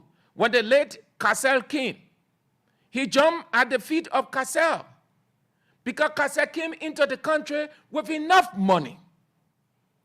Cassell had set up an office, paying the staff good money.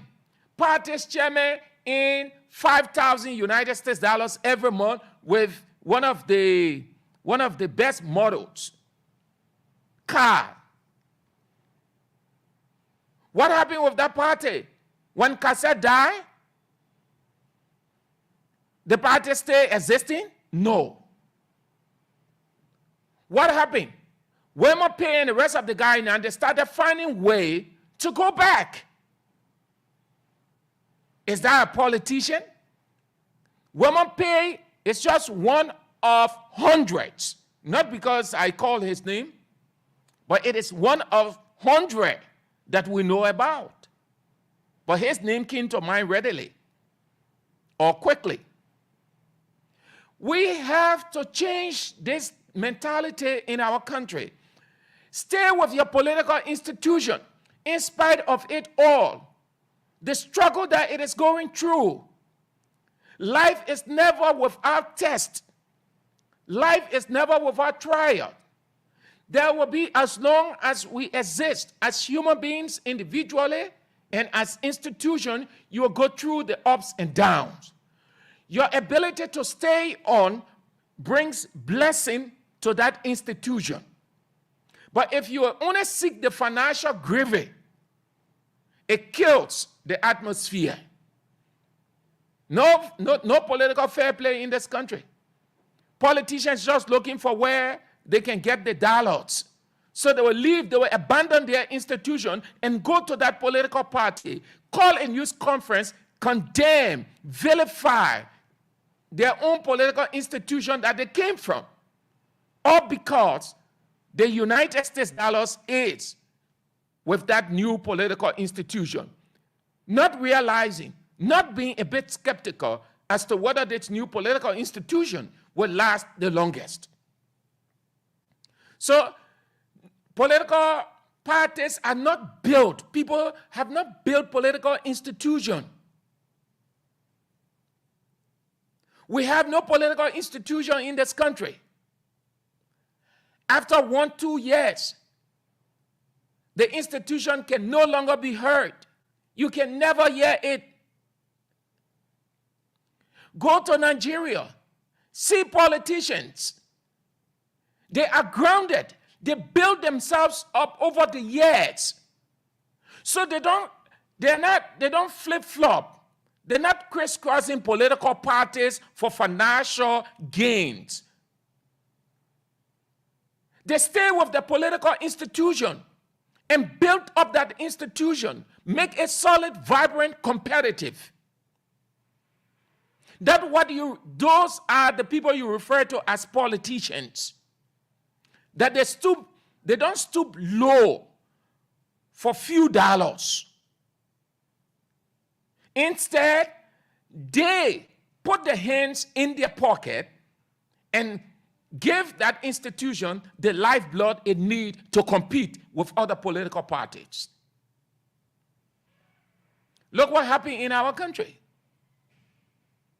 Once the party don't have money, the rest of the people have no time. No one pays due. Look how disgraceful it was. Vast majority of the people in this country did not know that Liberty Party people were not paying due, that the party was heavily reliant on the late Councillor Charles Bromskin. Councillor Bromskin was doing everything from his pocket. He was supporting the party. He was sustaining the party. He was the lifeblood of the party. When he passed off, the party was cracking, shaking, it was on a sinking sand. Senator Yombly Kanga Lawrence came in at that time. She wasn't as strong, wasn't viable enough, but she was trying to keep it afloat because the party was gradually dying. Why? Because the people were not paying dues. Nobody had the conscience to pay due. How did we know that people weren't paying due? Representative Musa Ability came out after he took the action he took. One of the things he said was members weren't paying due, including Senator Yombly Kanga Lawrence, though she came out to debunk him. But it gives you a picture of most of the parties in this country. Sustainability is nowhere, individually and collectively. Everybody looks up to a given person who has the catch. So how the political culture will be competitive? Why wouldn't people gravitate? Why would they not crisscross political parties? Because nobody has time. Check the various political parties and see whether they're actually paying dues to sustain, because due is primarily and principally intended to sustain the party, to get a number of things going. The head, yes, can pump in some money given the circumstance, and not just at any time, but in a rare case. Beyond that, nothing. Most political parties, no due payment. So when a politician sees that this person has come and has so much money, like how Miles Jones was in here. Miles Jones, Movement for Economic Empowerment Party, he was central bank governor at the time, during Ellen's regime. He was the central bank governor. As central bank governor, he, in disguise, established that party. That means given the central bank is devoid of politics and other stuff, so he used a surrogate to set up that party. In no time, they got all of their documents. Because he was central bank governor, he could release the money at any time, and truly he did. It was, at that time, the richest political party. Liberty Party that came to the political scene before Unity, before MOVE, did not have a dime. They were struggling. MOVE was the richest political party. Robert Samine and the former finance minister Maxwell Kimaya. How they call the other guy? No, but he was on the French doing his barometer survey. Man, one of the politicians in this country, you hardly hear his name now. He went and formed another political party. I think he joined Reginald Goodrich's party, the Rainbow Coalition. MOVE was the richest political party. When that confusion came and he was flushed out of the party, he went to the United States. What happened with MOVE? MOVE could not exist again. Because all of the people depended at the time on, they look up to the central bank governor, Miles Jones. And there are several political parties we can talk about. And most of the people know, some of the politicians involved with this, listening to me, they know. Some of them are saying what Sam Andrews is saying is true. Some of them are disagreeing with me because where they're sitting or standing don't want their colleagues to know that they were part of that political institution. And what I'm simply saying, we have to change. Let's build political institution. Let people stay with the political institution. In crisis, in good times, things will change. And that's why I can commend those who stood with Unity Party. I can say, just as I said it for CDC, I know a number of individuals who stood with CDC. I'm not talking about Coalition for Democratic Change, CDC, Congress for Democratic Change, when they were in the formative stage, when they were struggling, when they did not have it. And you know them more than I think I do. Prominent among them, Jefferson Koji, Akaras Gray, Molba Molu, and we can go on and on. And on the fringe of it, the guy who is serving now as the head of the National Lottery, Reginald Nangbe. From the very first day, Reginald Nangbe set his sight on CDC and took CDC into his DNA. It was in the struggling days of CDC. Reginald Nangbe never turned his back on CDC. He stood with CDC in a struggling days until CDC got to state power. That's what it means to be a politician.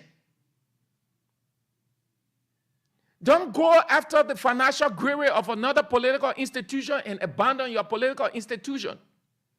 Reginald Nangbe and other people that stood with CDC.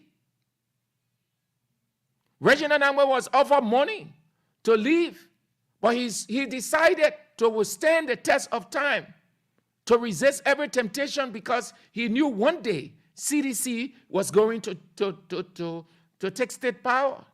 And that's why the party rewarded him. He deserved it. That's what you do. That's what a politician is. Akaras Gray deserved it. Molba Molu deserved it. Jefferson Koji deserved it. All those people who struggle with CDC. You know how many times Ellen tried to persuade Akaras Gray to say things against CDC and leave CDC?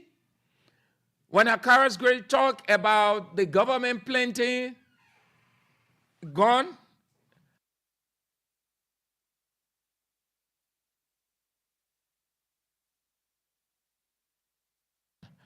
when the government of Ellen Salif planted guns in the car, they accused Akaras Gray of a number of things. They accused Jefferson Koji. They did a lot more. You know what all of those things were intended for? To discourage them, to leave, to say things against their standard bearer, George Weah, and leave the party.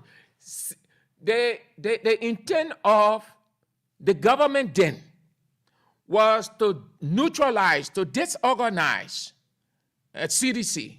But these guys in their opposition life struggling.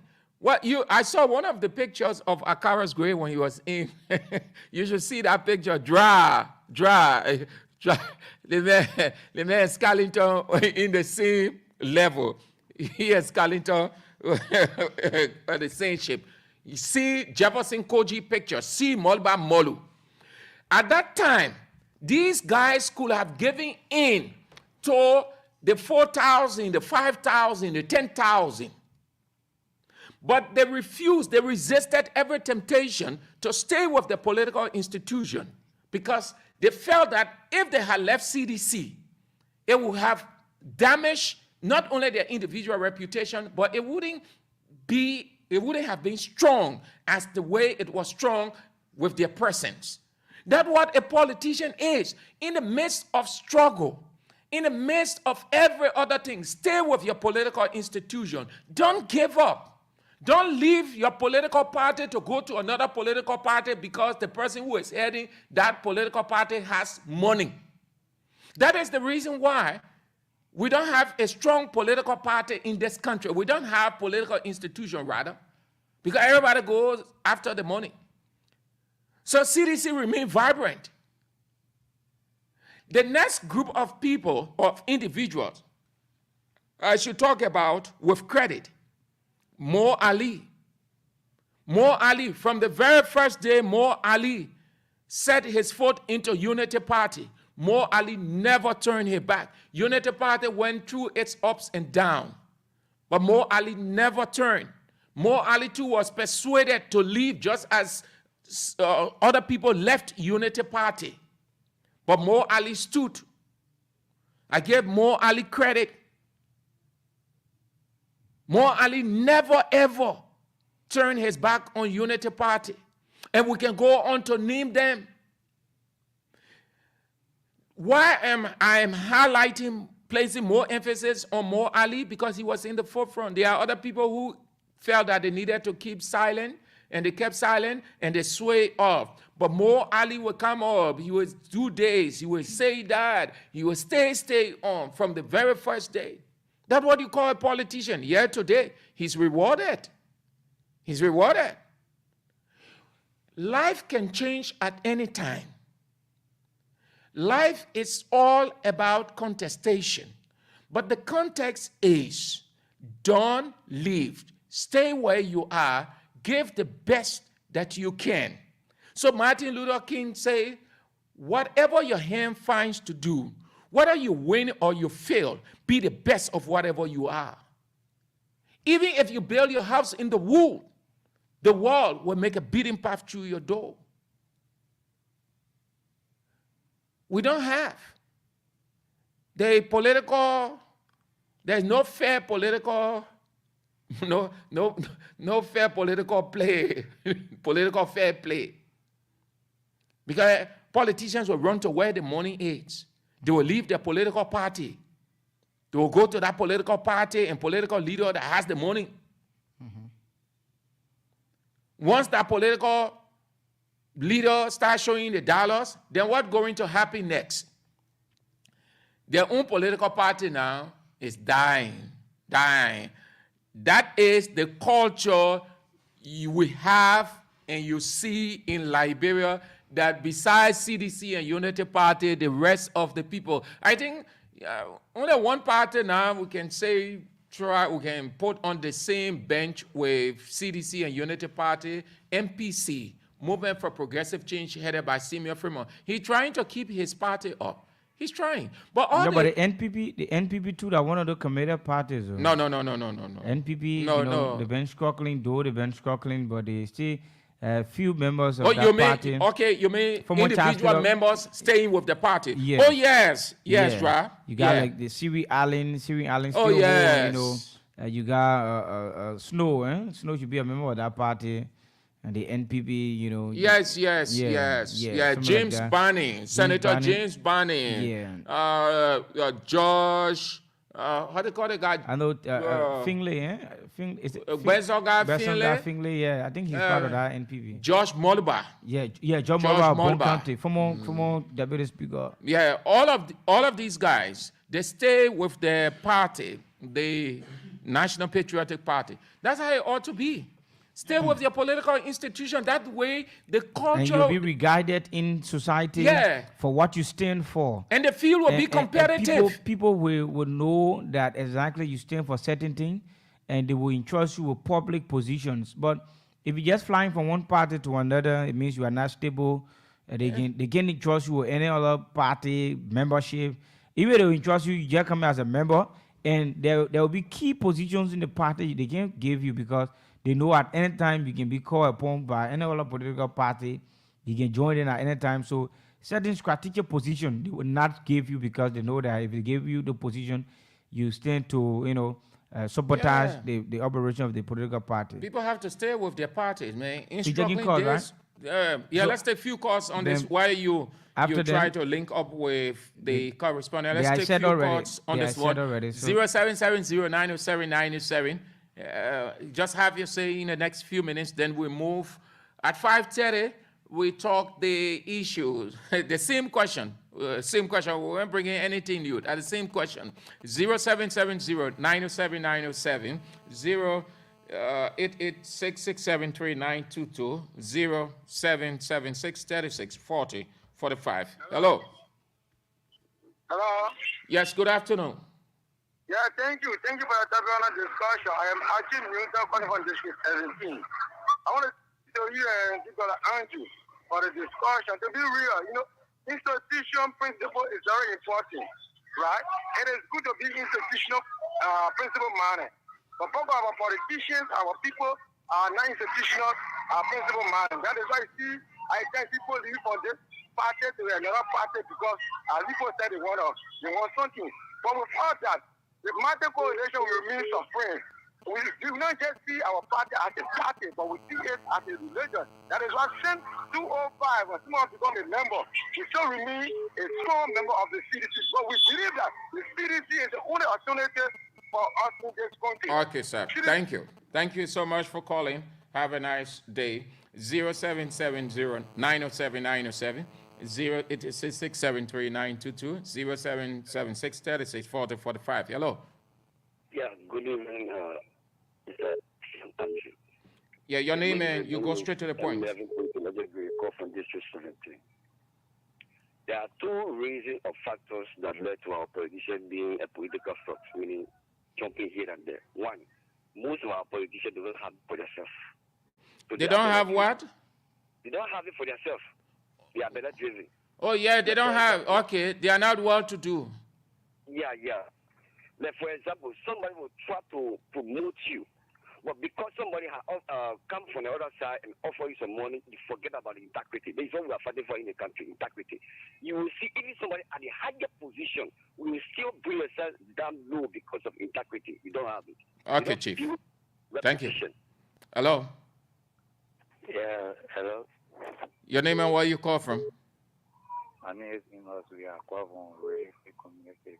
Yeah, let's hear you quickly. Yeah, brother. What you stated is very clear. 100% I agree. I grew up, government, as a state meaning they are very greedy. They greedy for power. They don't think about the ordinary people. They don't think about the country. All they want to do is their own self-giving. Okay, thank you, sir. Hello. Hello. Yes. Yeah, my name is Majaja. I call it for Israel. Majaja. Yeah. Okay. When it comes to the NPD. What do you mean by Majaja? What's the meaning of that name? That's my name. Yeah, but what's the meaning, my man? That's my name. My man, I'll go through the issue. I mean, you don't even know. When you show you the meaning of your native name. Yeah.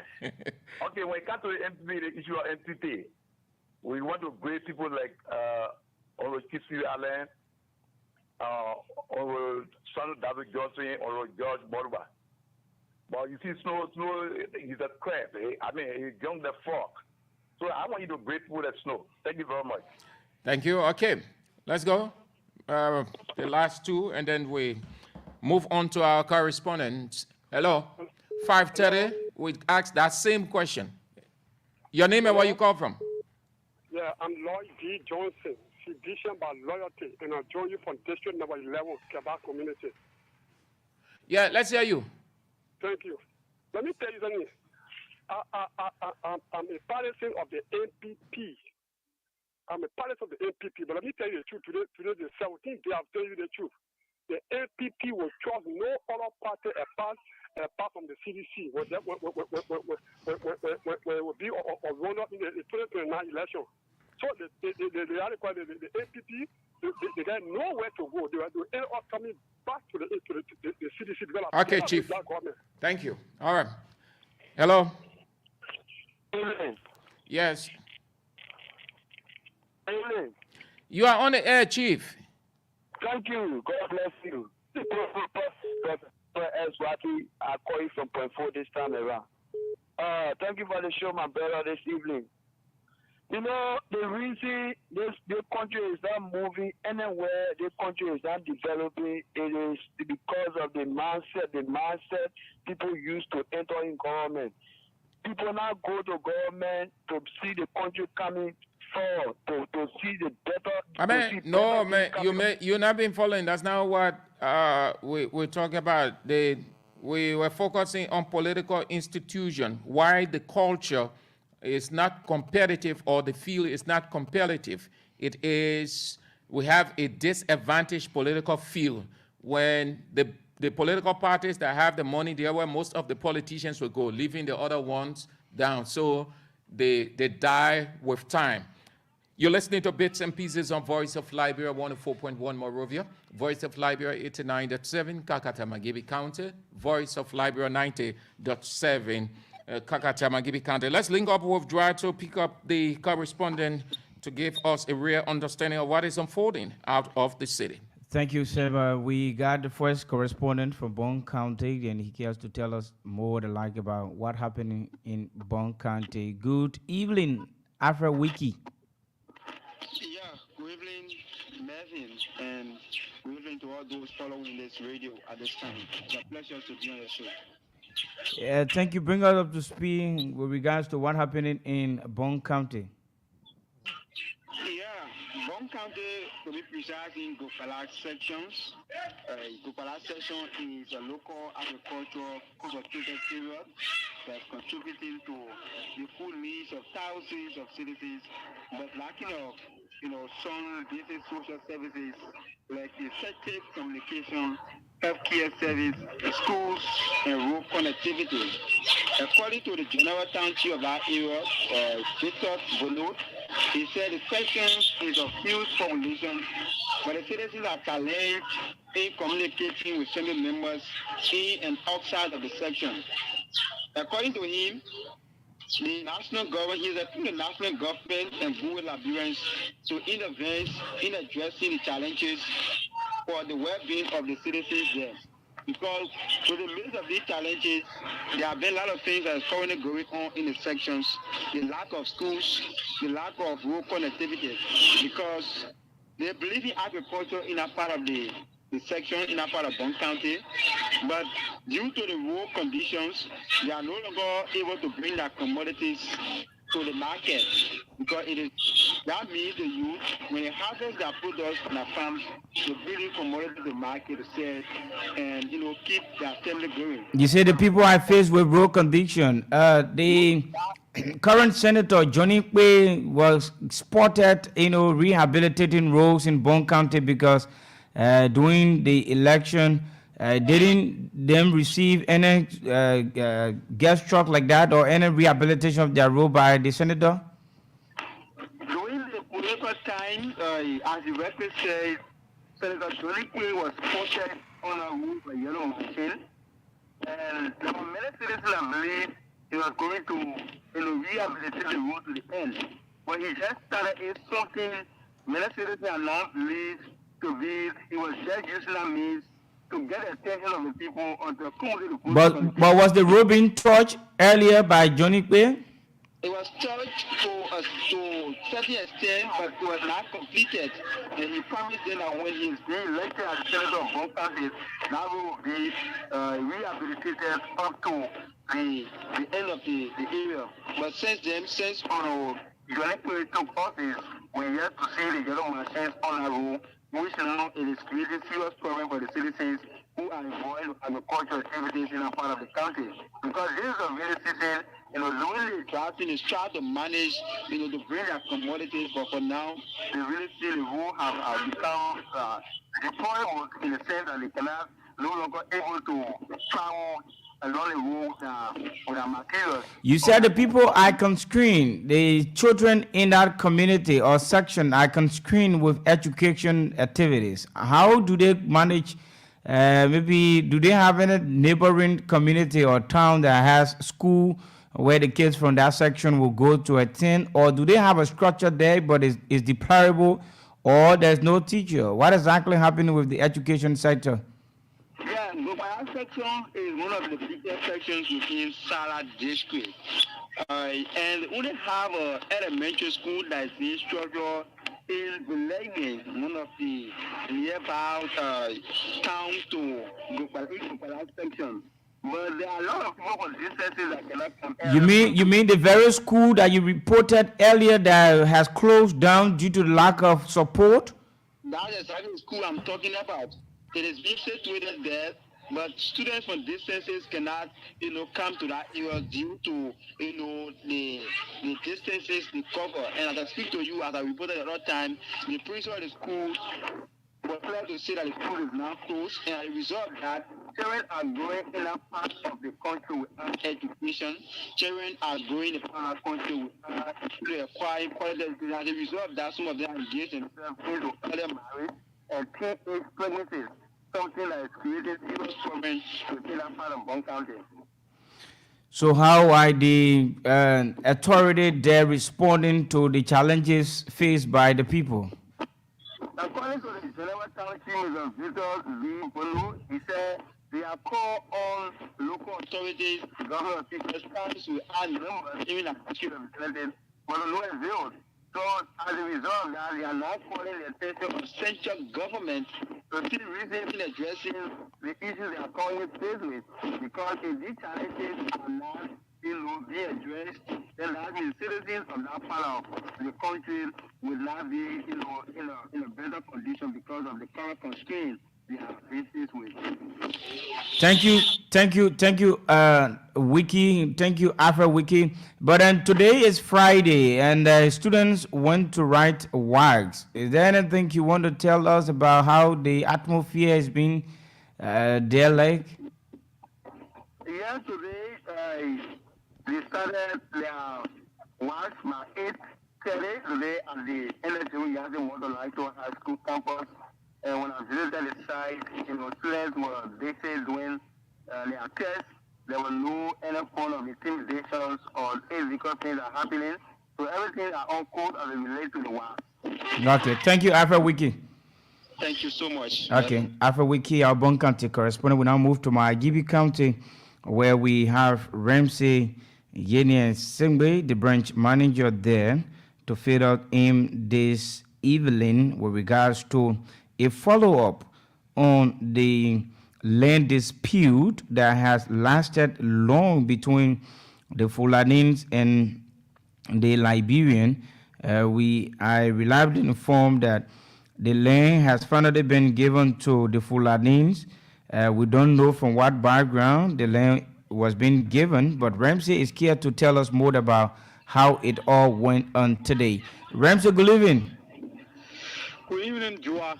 Good evening to our listeners. And I'm glad to be on the show again to give an update on the very frustrating situation in my Gibi, where in Malians, Fulanis specifically, went to the premises or a land occupied by Liberian where he has lived for several years. For more than a decade, in fact, he made life there. He was on agriculture, playing rubber, cassava, and all that stuff. And the Fulanis, all of disadvantaged youth or Zoko, that were accompanied by police officers who went there with people claiming to be a court order of evasion that had no signature from the clerk of the court or judge or whatever. And they destroyed the properties. Local chiefs tried to come in, they threatened them, they withdrew from the case, and today it was very surprising for me to hear from the head of the local chiefs who were trying to take siege of the matter, who carried contract their own land. The chief was on the air this morning, Chief Edwin Nema, the client chief of Wema College. I know his bosses are listening from the Ministry of Internal Affairs. They will soon call him, or how they will be going after him, because they started threatening them to withdraw from the case. But journalists had to call him in the morning on one of these local radios that were listening, and they asking, where is the issue now? Where are you people? The first thing is that they didn't just withdraw from the case, but they withdrew the contract devil from there. And then the 1 cow, 10 bag of 25 kg with 25,000 I was sent for the people to go and appease the tradition. They had a meeting on it 1 or 2 days ago, and they handled it the way they were able to handle it, and they withdrew the contract devil from the land. And they are taking their hand in our Liberian way. They not take their hand from the case because they were threatening that their jobs are on the stake. They putting their jobs at risk and their lives. And also, it's possible that some of them names could be called or sent to Mali, where the chanting will be done. Some of them will get blind, or some of them will get any signal or die. So I didn't get surprised that those traditional people or chiefs will be threatened by these kind of things. Very heartbreaking. Very heartbreaking. Now, every them were on the air this morning saying that that land will be given to the Fulani. That is what has been decided already. The Fulani will go on the land. If anybody got any issue there, they will take the case and then maybe they will know how to, in fact, as far as we're concerned, the person will understand and have that land, even though he knows that the land is originally owned by Ellis Chicks, who has a deed that is notarized that we know about from our investigation. And he knows about it. But he was on the air the money presented. Do you see a form of compromising in the whole thing? But this is a complete compromise in the interest of the foreigners against the citizens now. So that means so the local town chief or whoever you might refer to, Edwin, he doesn't know that there is a customary law that indicates that if a person resides on the land for over a decade, they have a portion of that land. Well, he knows it because he don't know. No, the reason why I'm saying he knows it, I can say to you that the actions are deliberate. The actions for them to withdraw, it is deliberate. Premeditated. Yes, it's premeditated because they were threatened and they want to secure their jobs. And they have all been bribed. They all took money from the Fulanins. Yeah, they took money. Bunch of greedy leaders. Everyone is saying here that they took money, they bribed them so that the reason why they are fair. But then there have been cases of land dispute in that place. This same clan chief, he has been there quoting the customary law. He's been quoting the Liberia-Land Authority Act and some of the law. And in fact, why is it supposed to be according to the Constitution? So he knows and understands these things very well. And but so he's ignoring them. Yeah, he's ignoring them.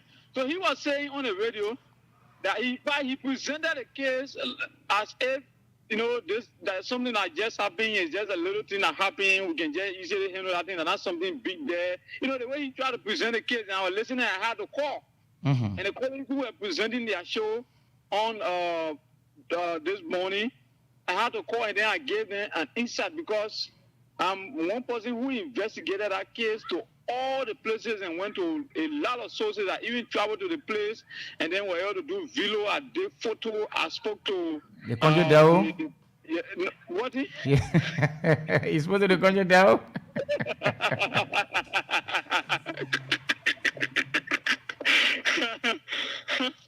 I did not speak to the country devil. Okay.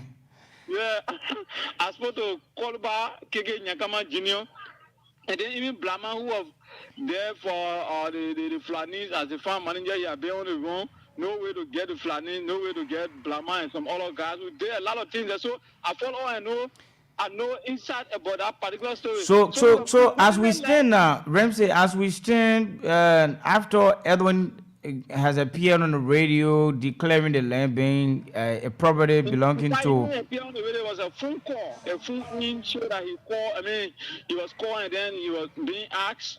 Then he was explaining those things. He was saying that Kolba has left this place. Kolba is going to bury his man, different place as we speak. That land will be given to the flat people.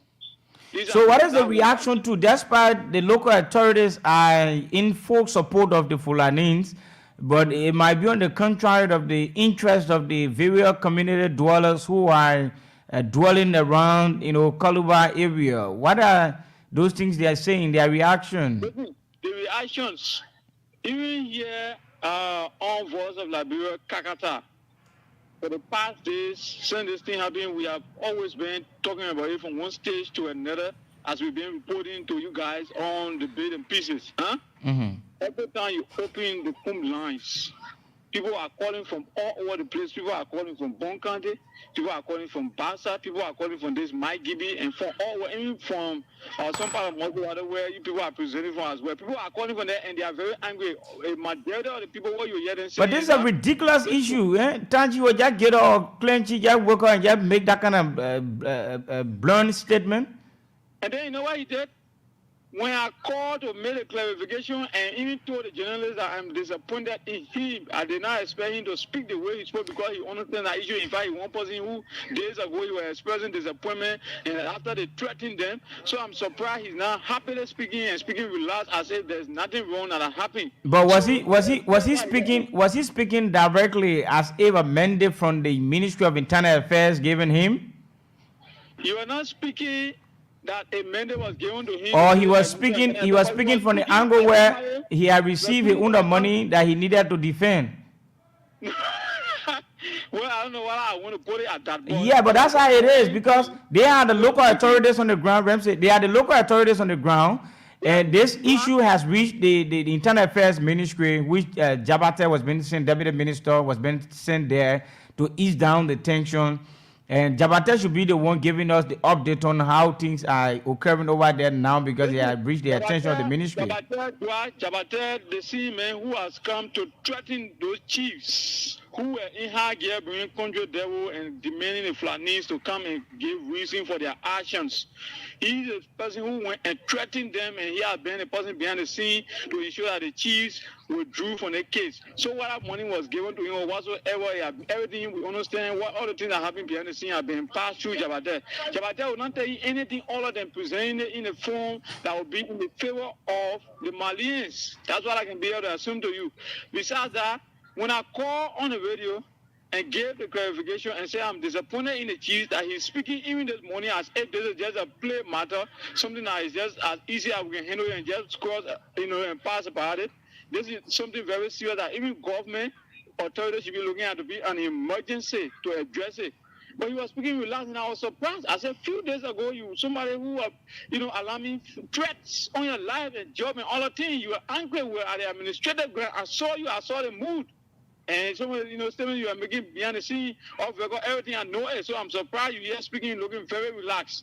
Then he called back and started, saying I'm castigating the local chiefs and, accusing them. I said, no, I'm not castigating you. I'm giving information, factual information. And in fact, he said, but if the local chief lost credibility, you can't tell them that they lost credibility. What a big deal in that.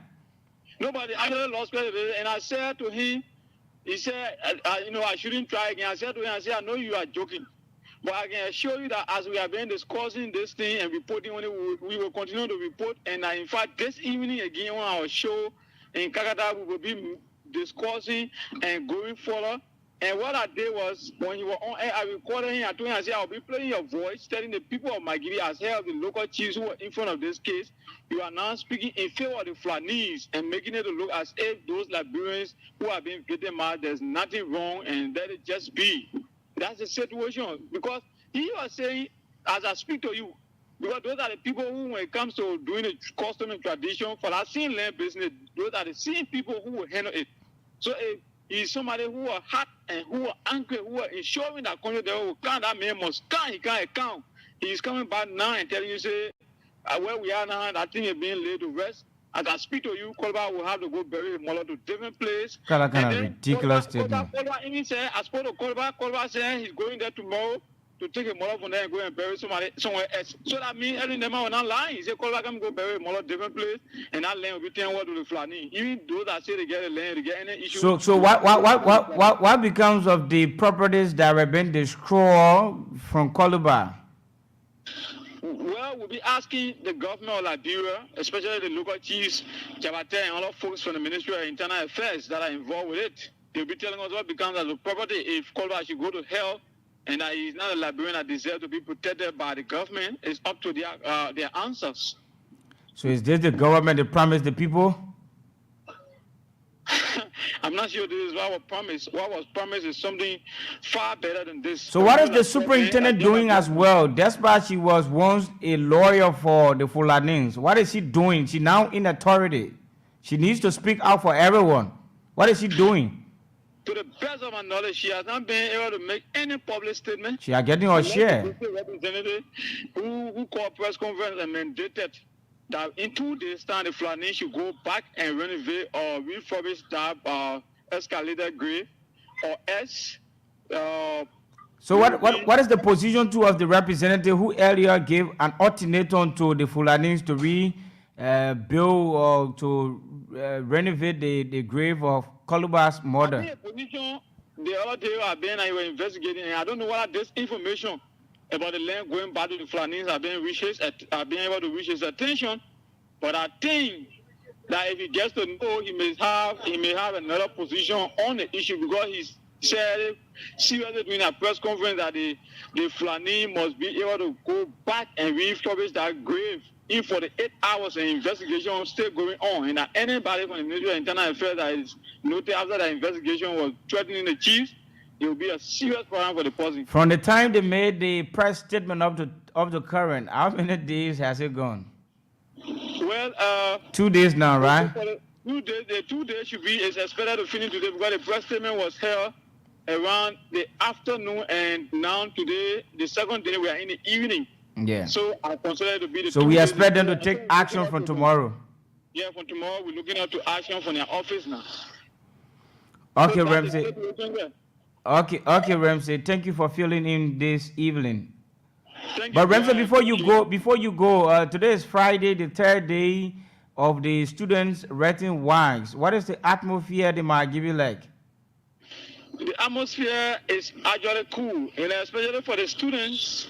You know, normally now, before we started doing those days, WAEC, you will see that when the students go and do the WAEC, when it's on the last day, they come in, people will be celebrating all in the street. Mm-hmm. So today they were not celebrating. But what happened, the bulk of those students who you saw from the first day were on motorbike from one place to another. I've observed that in the streets of Kakata today, group of students were walking, some of them lecturing, moving as if, you know, some of them moving like kind of jubilant. I don't know whether today tests were easy for some of them, or whether they heard good news, or whether something for the atmosphere was just looking okay with them. For most of them now. So. Okay, Ramsey, thank you for filling in. All right, thank you. Thank you. Ramsey is our correspondent in Margibi County and the manager for the branch Voice of Liberia in Kakata, Margibi County. He was able to fill us in. This is a very disheartening, report and situation there in Margibi, where local authorities that we expect to protect, the indigenous, they are there protecting, aliens, only because they have been donored.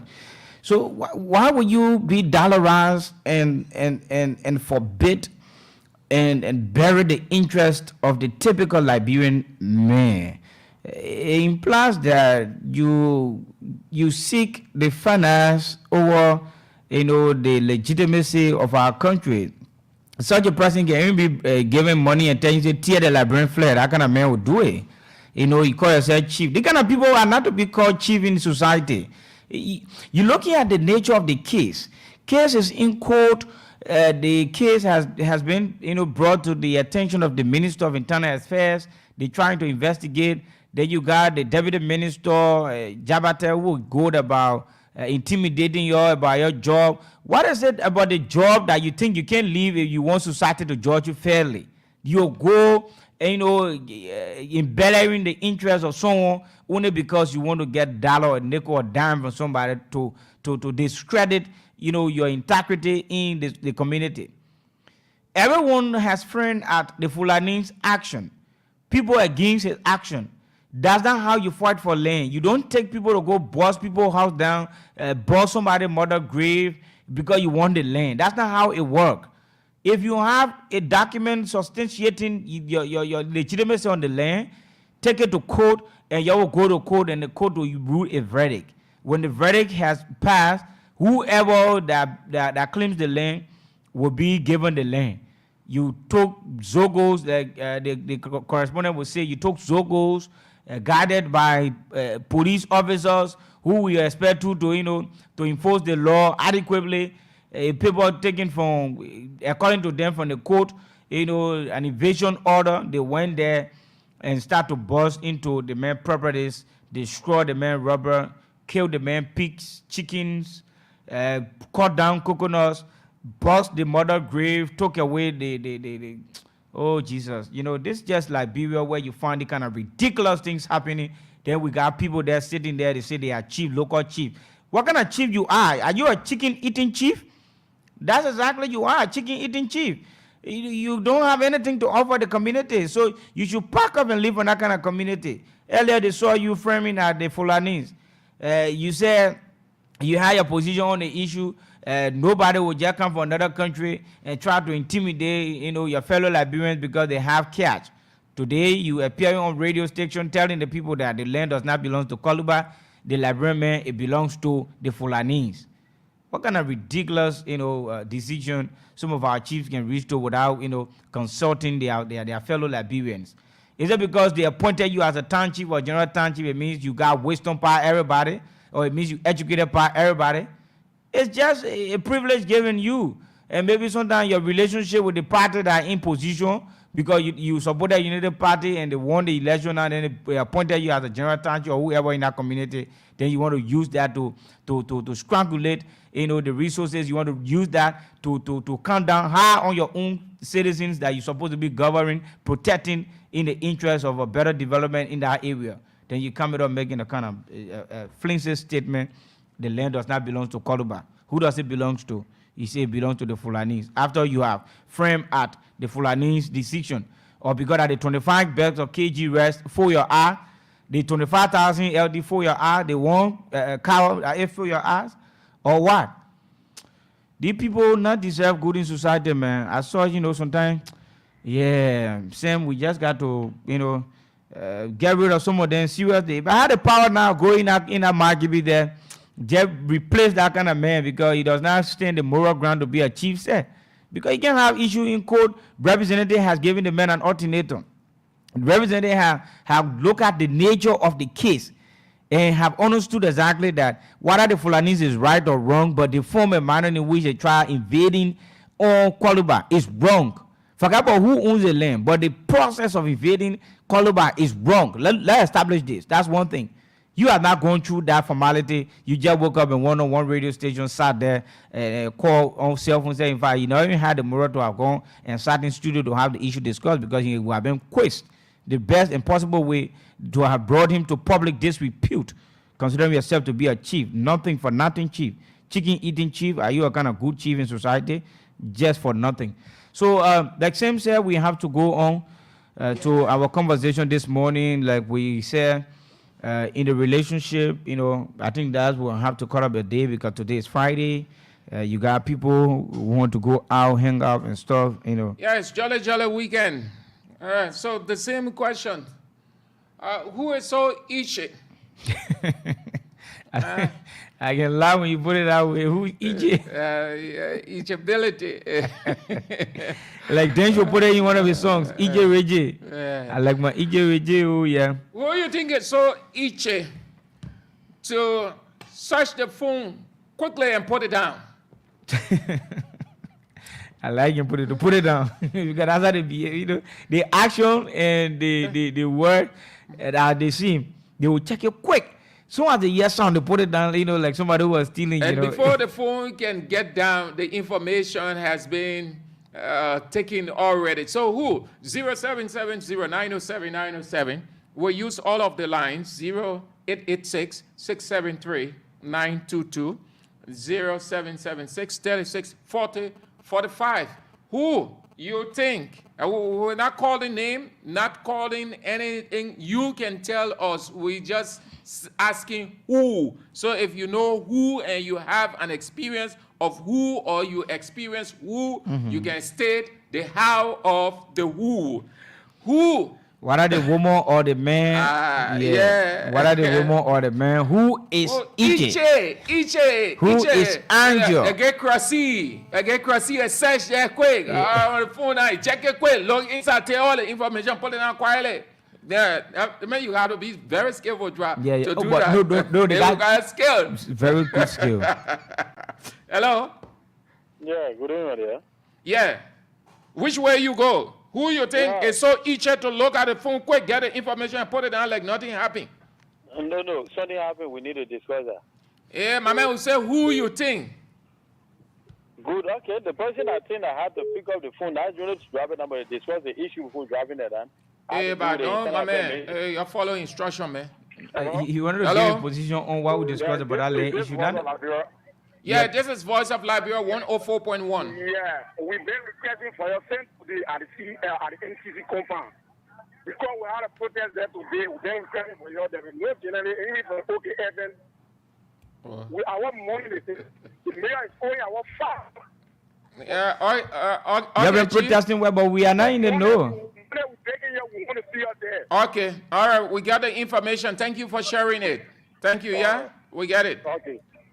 0770-907-907. Who is the each ability? Who so each to grab the phone, look at the information very quick and put it on?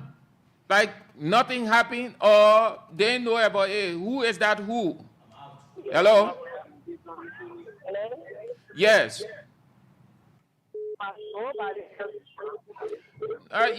You want to speak louder? Woman? Yeah, bro. Why you say woman? That woman each to look at phone quick, tell the information and pull it down? Exactly, we can take it quick. Before you come yourself, finish with it. Why, you have done it before? You speaking from experience? Hello? She gone over. She said that the women, I don't know. I was just asking you. Hello? Yeah, hello? Yeah. Yeah, just got up to get a call from Yeah, okay. Who you think so each to take the phone quick, take the information from inside quick and put it down quick? Yeah, thank you for the discussion. For me, for my part, if the one who take the phone faster and look at it is more easier. Yeah, but who now? What gender it is? Which gender? I said the male. The male, eh? Yeah. So explain it now. Explain it so the women will hear you. You said that man. The male. Because the males, they are too fast into. We are very fast in another day. We are about male. So the man be too eager to check in a women phone, eh? Sure. And how they can do it? How they can check? Because now they will be on call. After the call, she just drop the line later, and so now you go in the bathroom. I want to know who the woman calling. The woman will have a password. And once the woman get password, and you know that number, that's where the confusion comes. Why you put password on your phone? Is that any crime for someone to put password on their phone? So the men that the each ones that are quick to check in women phone, they get the information, they put it down quickly and move, let nothing happen, let them touch the phone. Sure. Okay. So that's right. I want to say small thing on that error issue. Huh? I want to say small thing on the error issue that you are discussing. Which elder? Yeah, discussing certain lane, how the errors are. No, we finished with that one now, Chief. Hello? Oh, okay. Yeah, thank you. Hello? Hello? Yes? Yes, sir. I want to discuss few things on that error issue. No, I said we finish with it, then our radio can go. The topic they put finish where they finish. They can go by again and finish. Oh, okay. Yeah. Okay, then. Have a nice day. Yeah, thank you too. 0770-907-907, 0776-3640-45, 077-0886-673-922. Who is so itchy to take the phone quick, look inside quickly, pull it down, like nothing happened at all, like they did not touch that phone. Hello? Hello? Yes, you are on the air. What is your name and where you called from? You want to move away from your radio or reduce the volume? Your radio is too loud, Chief. Your radio, the sound. 0770-907-907, 0886-673-922. Hello? Hello? Yes? Yeah, I called first, right? And I said that we the women that our area there to check in and we can be verified in it. Yeah, so I asked you before you went off the line, you did it or you can do it? I don't do that see plenty times. And you still doing it. I can do it on power. I can do it when they ask me, I say I'm doing. But that good thing there. You know, cool, but I can do it. So- you check to know the teacher get for her info. So how many times you check in a phone? Bye-bye. And I do it plenty of times. So what all you saw now when you check in a phone? What all you saw there? Things can be in a phone. Like what? Like what? Why you want to get yourself? Just if I get what I want, but Papa seen it. So much in a phone, I can be sister. All right. Thank you. Thank you for calling. Have a nice day. Hello? Yeah, hello? Yes? Yes. On a line, that woman can be the first to check in their phone. Okay. Why you say so? Why you say so? I say that because we the men, those we don't have patience, but women quit checking on phone because why? The jealousy is too much on woman's side. That because of that? So they can check in phone because of jealousy? But what did you bring for assessment? That is different. Like that jealousy can bring it. So the men are jealous too? The man is jealous.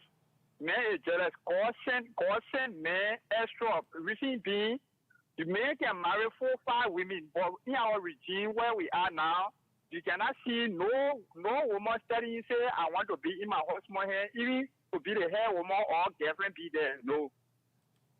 All right, Chief. Thank you. Have a nice day. Okay. Hello? Yeah, hello? Your name and where you called from? My name is Julieta Masare, calling from Louisiana. Let's hear you. Yeah, that the men can be the first to check in woman phone because they know that they useless, so they don't want for woman to be pardon with them, so that they don't want to put passing. Then they send them right to be first to be checking your phone. They want to get answer on everything. So that one now, that uselessness there? I'm not using now, but they know they use that. I recently get over for passing, and they want for them to, when they use that, they can see that how you looking. So that they don't want to get answer on your phone, everything. But you don't want you want to test your phone. So how you know that one? How you know the thing you're saying? How you know? I know. Yeah, woman. Yeah, I know you woman. I know that woman I'm speaking to. So tell me now. Tell me you did it. Your spouse did it. Yes. He took your phone and he searched inside. Yes. How you know that he took your phone?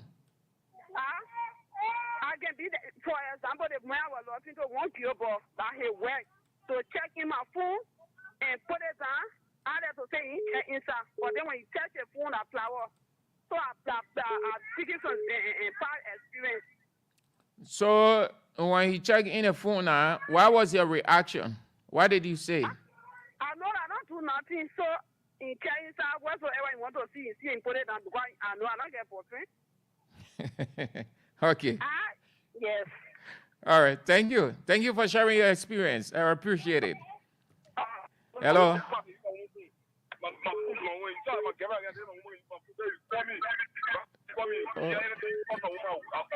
Oh, what are you talking about? Hello? Yes. Yeah, let's hear you. Yes. That thing for me that they pass on the phone. Now as I talk to you, I can use my woman phone to come and traffic. I want to use my phone. So that is so now my woman love it. My woman have anything for me. She can't have anything for I can't have anything for her.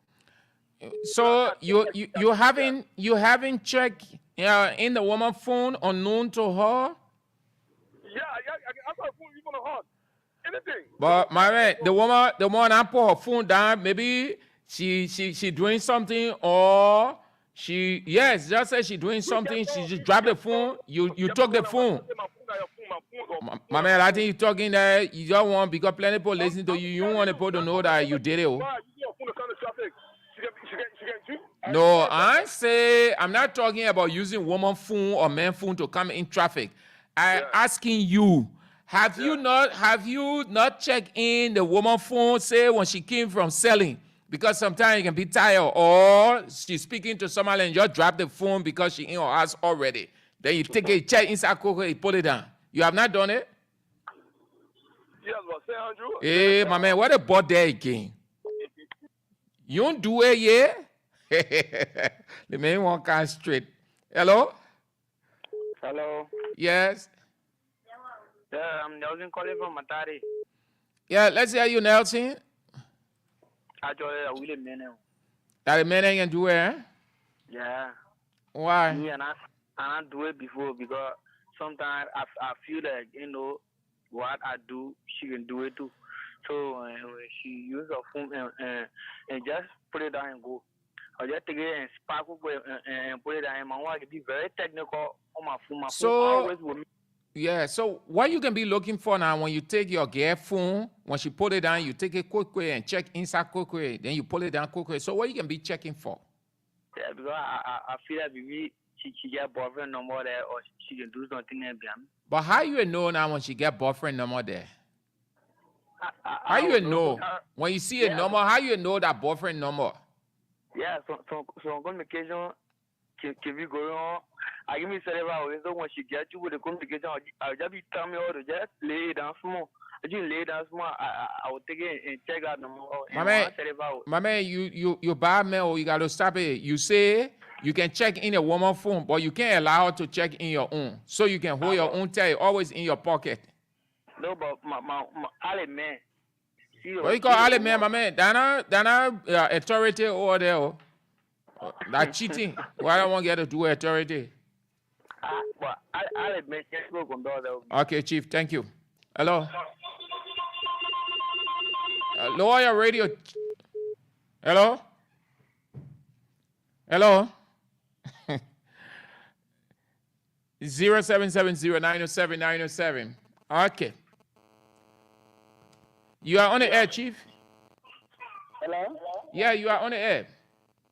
Yeah, this is Prince Ati calling from Habel. Let's hear you from Habel. I know the women are very fast in doing that thing. You say who? Very fast? The women are very fast in doing that thing. How you know? I mean, the two people, what they're doing, they know enough for it. So most of the time, when they're calling, they want to go behind the house.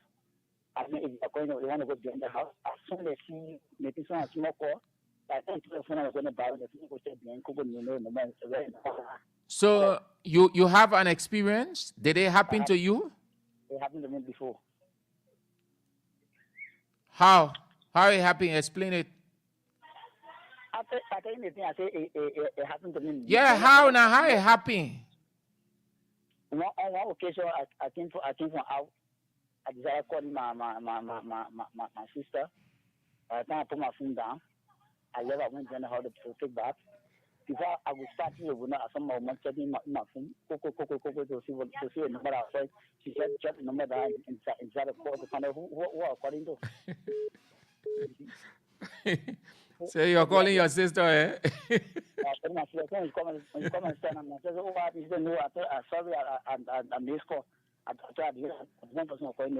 Okay, thank you ever so much, man. Thank you for sharing your experience. Hello? Hello? Yes? Yeah, my name is Timothy. I'm calling from Johnson. Let's hear you. Yeah, brother, to be sincere, we don't get in trouble because we actually think on imagination. You can imagine. Yeah, man, even God that creator is a jealous God. You want to serve no other God. So the jealousy is an other kind of. I was speaking to you. I remember one man can do it. Can you imagine my woman just phone and made messenger useless in her phone? She can't use it. You say what you did on her phone? The messenger. She didn't use messenger on her phone because I just do on her phone. I will know when she text. You didn't delete it. I will know. But the only messenger was about WhatsApp, Twitter, Instagram. Yeah, God. Even the SMS, she will complain. I will not use messenger. But is it right? Is it right for you to program her phone that anything she is doing on it you would know? Is it the same? Is it the same with her phone that anything you are doing on your phone, she will know, she will get to know? If you want to know 11 what because that's my phone. No, my man, no, that one ain't fair. No, ain't fair. Ain't fair. That love there. Oh. That love there. Oh. Okay, Chief, thank you. Hello? What is good for you is good for the next person. Love is not imbalance, but that is not the issue. We'll talk about that another day. Hello? Yeah, hello, Chief. Yeah. Good evening. Yeah, you on the air. Oh. Yeah, no. Yeah, the topic discussing it. We the men we mostly do it more than women. But reason why being women you can give the sense too much into that. And you know, because we are the men. Have you done it?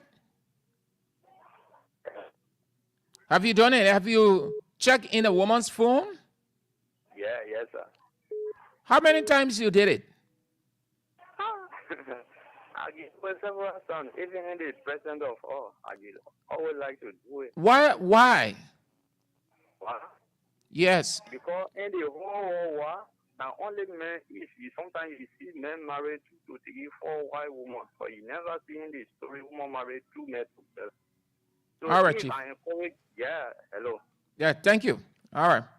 Thank you ever so much for spicing the last lap of the show, Bits and Pieces on Voice of Liberia 104.1, Morovia, Voice of Liberia 89.7, Kakatama, Gibi County, Voice of Liberia 90.7, with me, Sam Andrews and Edwin Dra.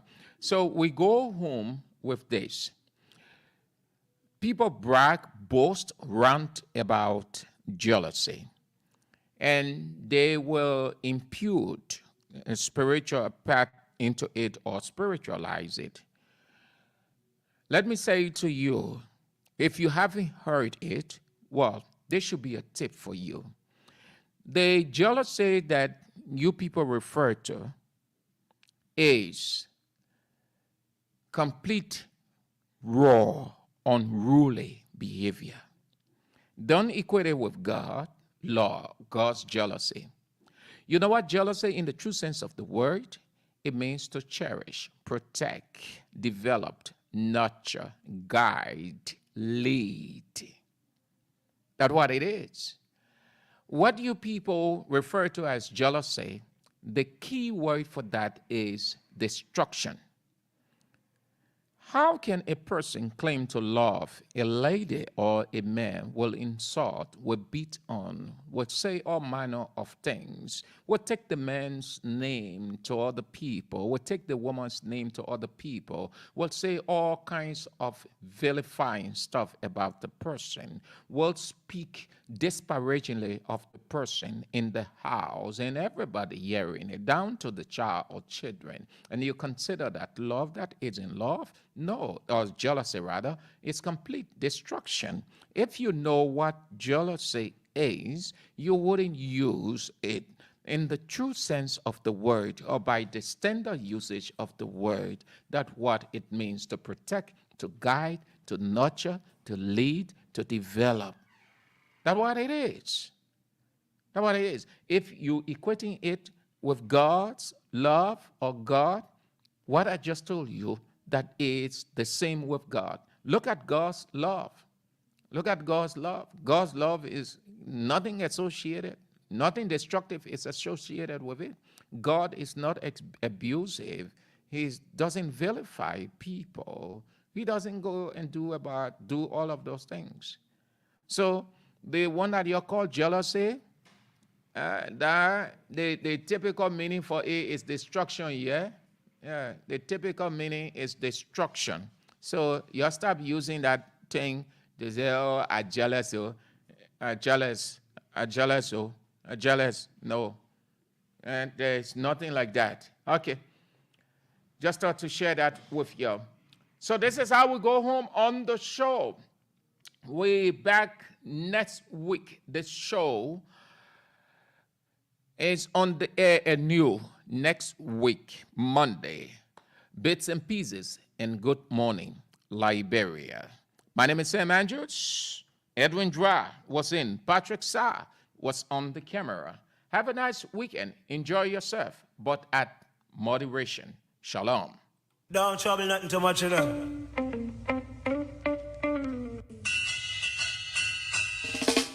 1, 2, 3, I'm loving you. 4, 5, 6, I'm missing you.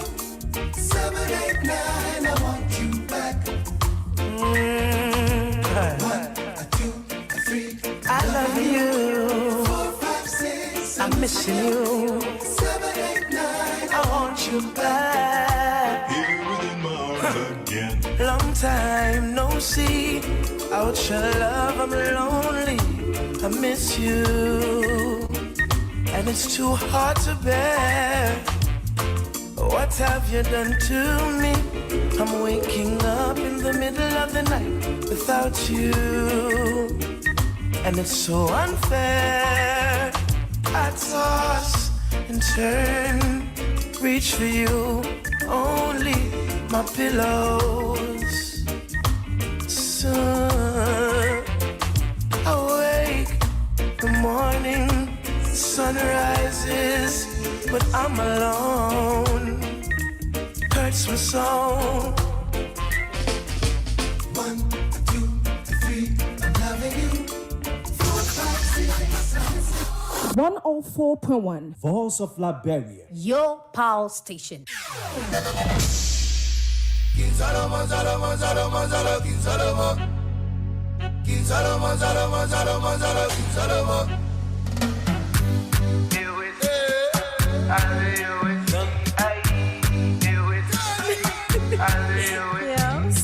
Salomon, Salomon, Salomon, Salomon, King Salomon. Everybody call me King Salomon, Salomon, Salomon, Salomon, King Salomon. They tell me they call me King Salomon, Salomon, Salomon, Salomon, King Salomon. The old man they call me King Salomon. The chambers they call me King Salomon. Your girlfriends they call me King Salomon, Salomon, Salomon, Salomon, King Salomon. My ways don't do plenty, King Salomon. My junior do plenty, King Salomon. Everybody call me King Salomon, Salomon, Salomon, Salomon, King Salomon. Hey, hey, baby, I feeling go, I won't banjo. Hey, Marco, I feeling go, I won't banjo. Hey, that now she won't get in my photo. Used to say I want him photo. She won't eat sugar dodo. I'm in love with my sweeties and Jojo. Caro, Caro, I'm in love with Caro. My soul like a pharaoh. I'm in love with Benita. When I sweet get sentita. Nika, bring your friend Mona Lisa. Everybody call me King Salomon, Salomon, Salomon, Salomon, King Salomon. Bring all your friends and call King Salomon, Salomon, Salomon, Salomon, King Salomon. I do it. I do it.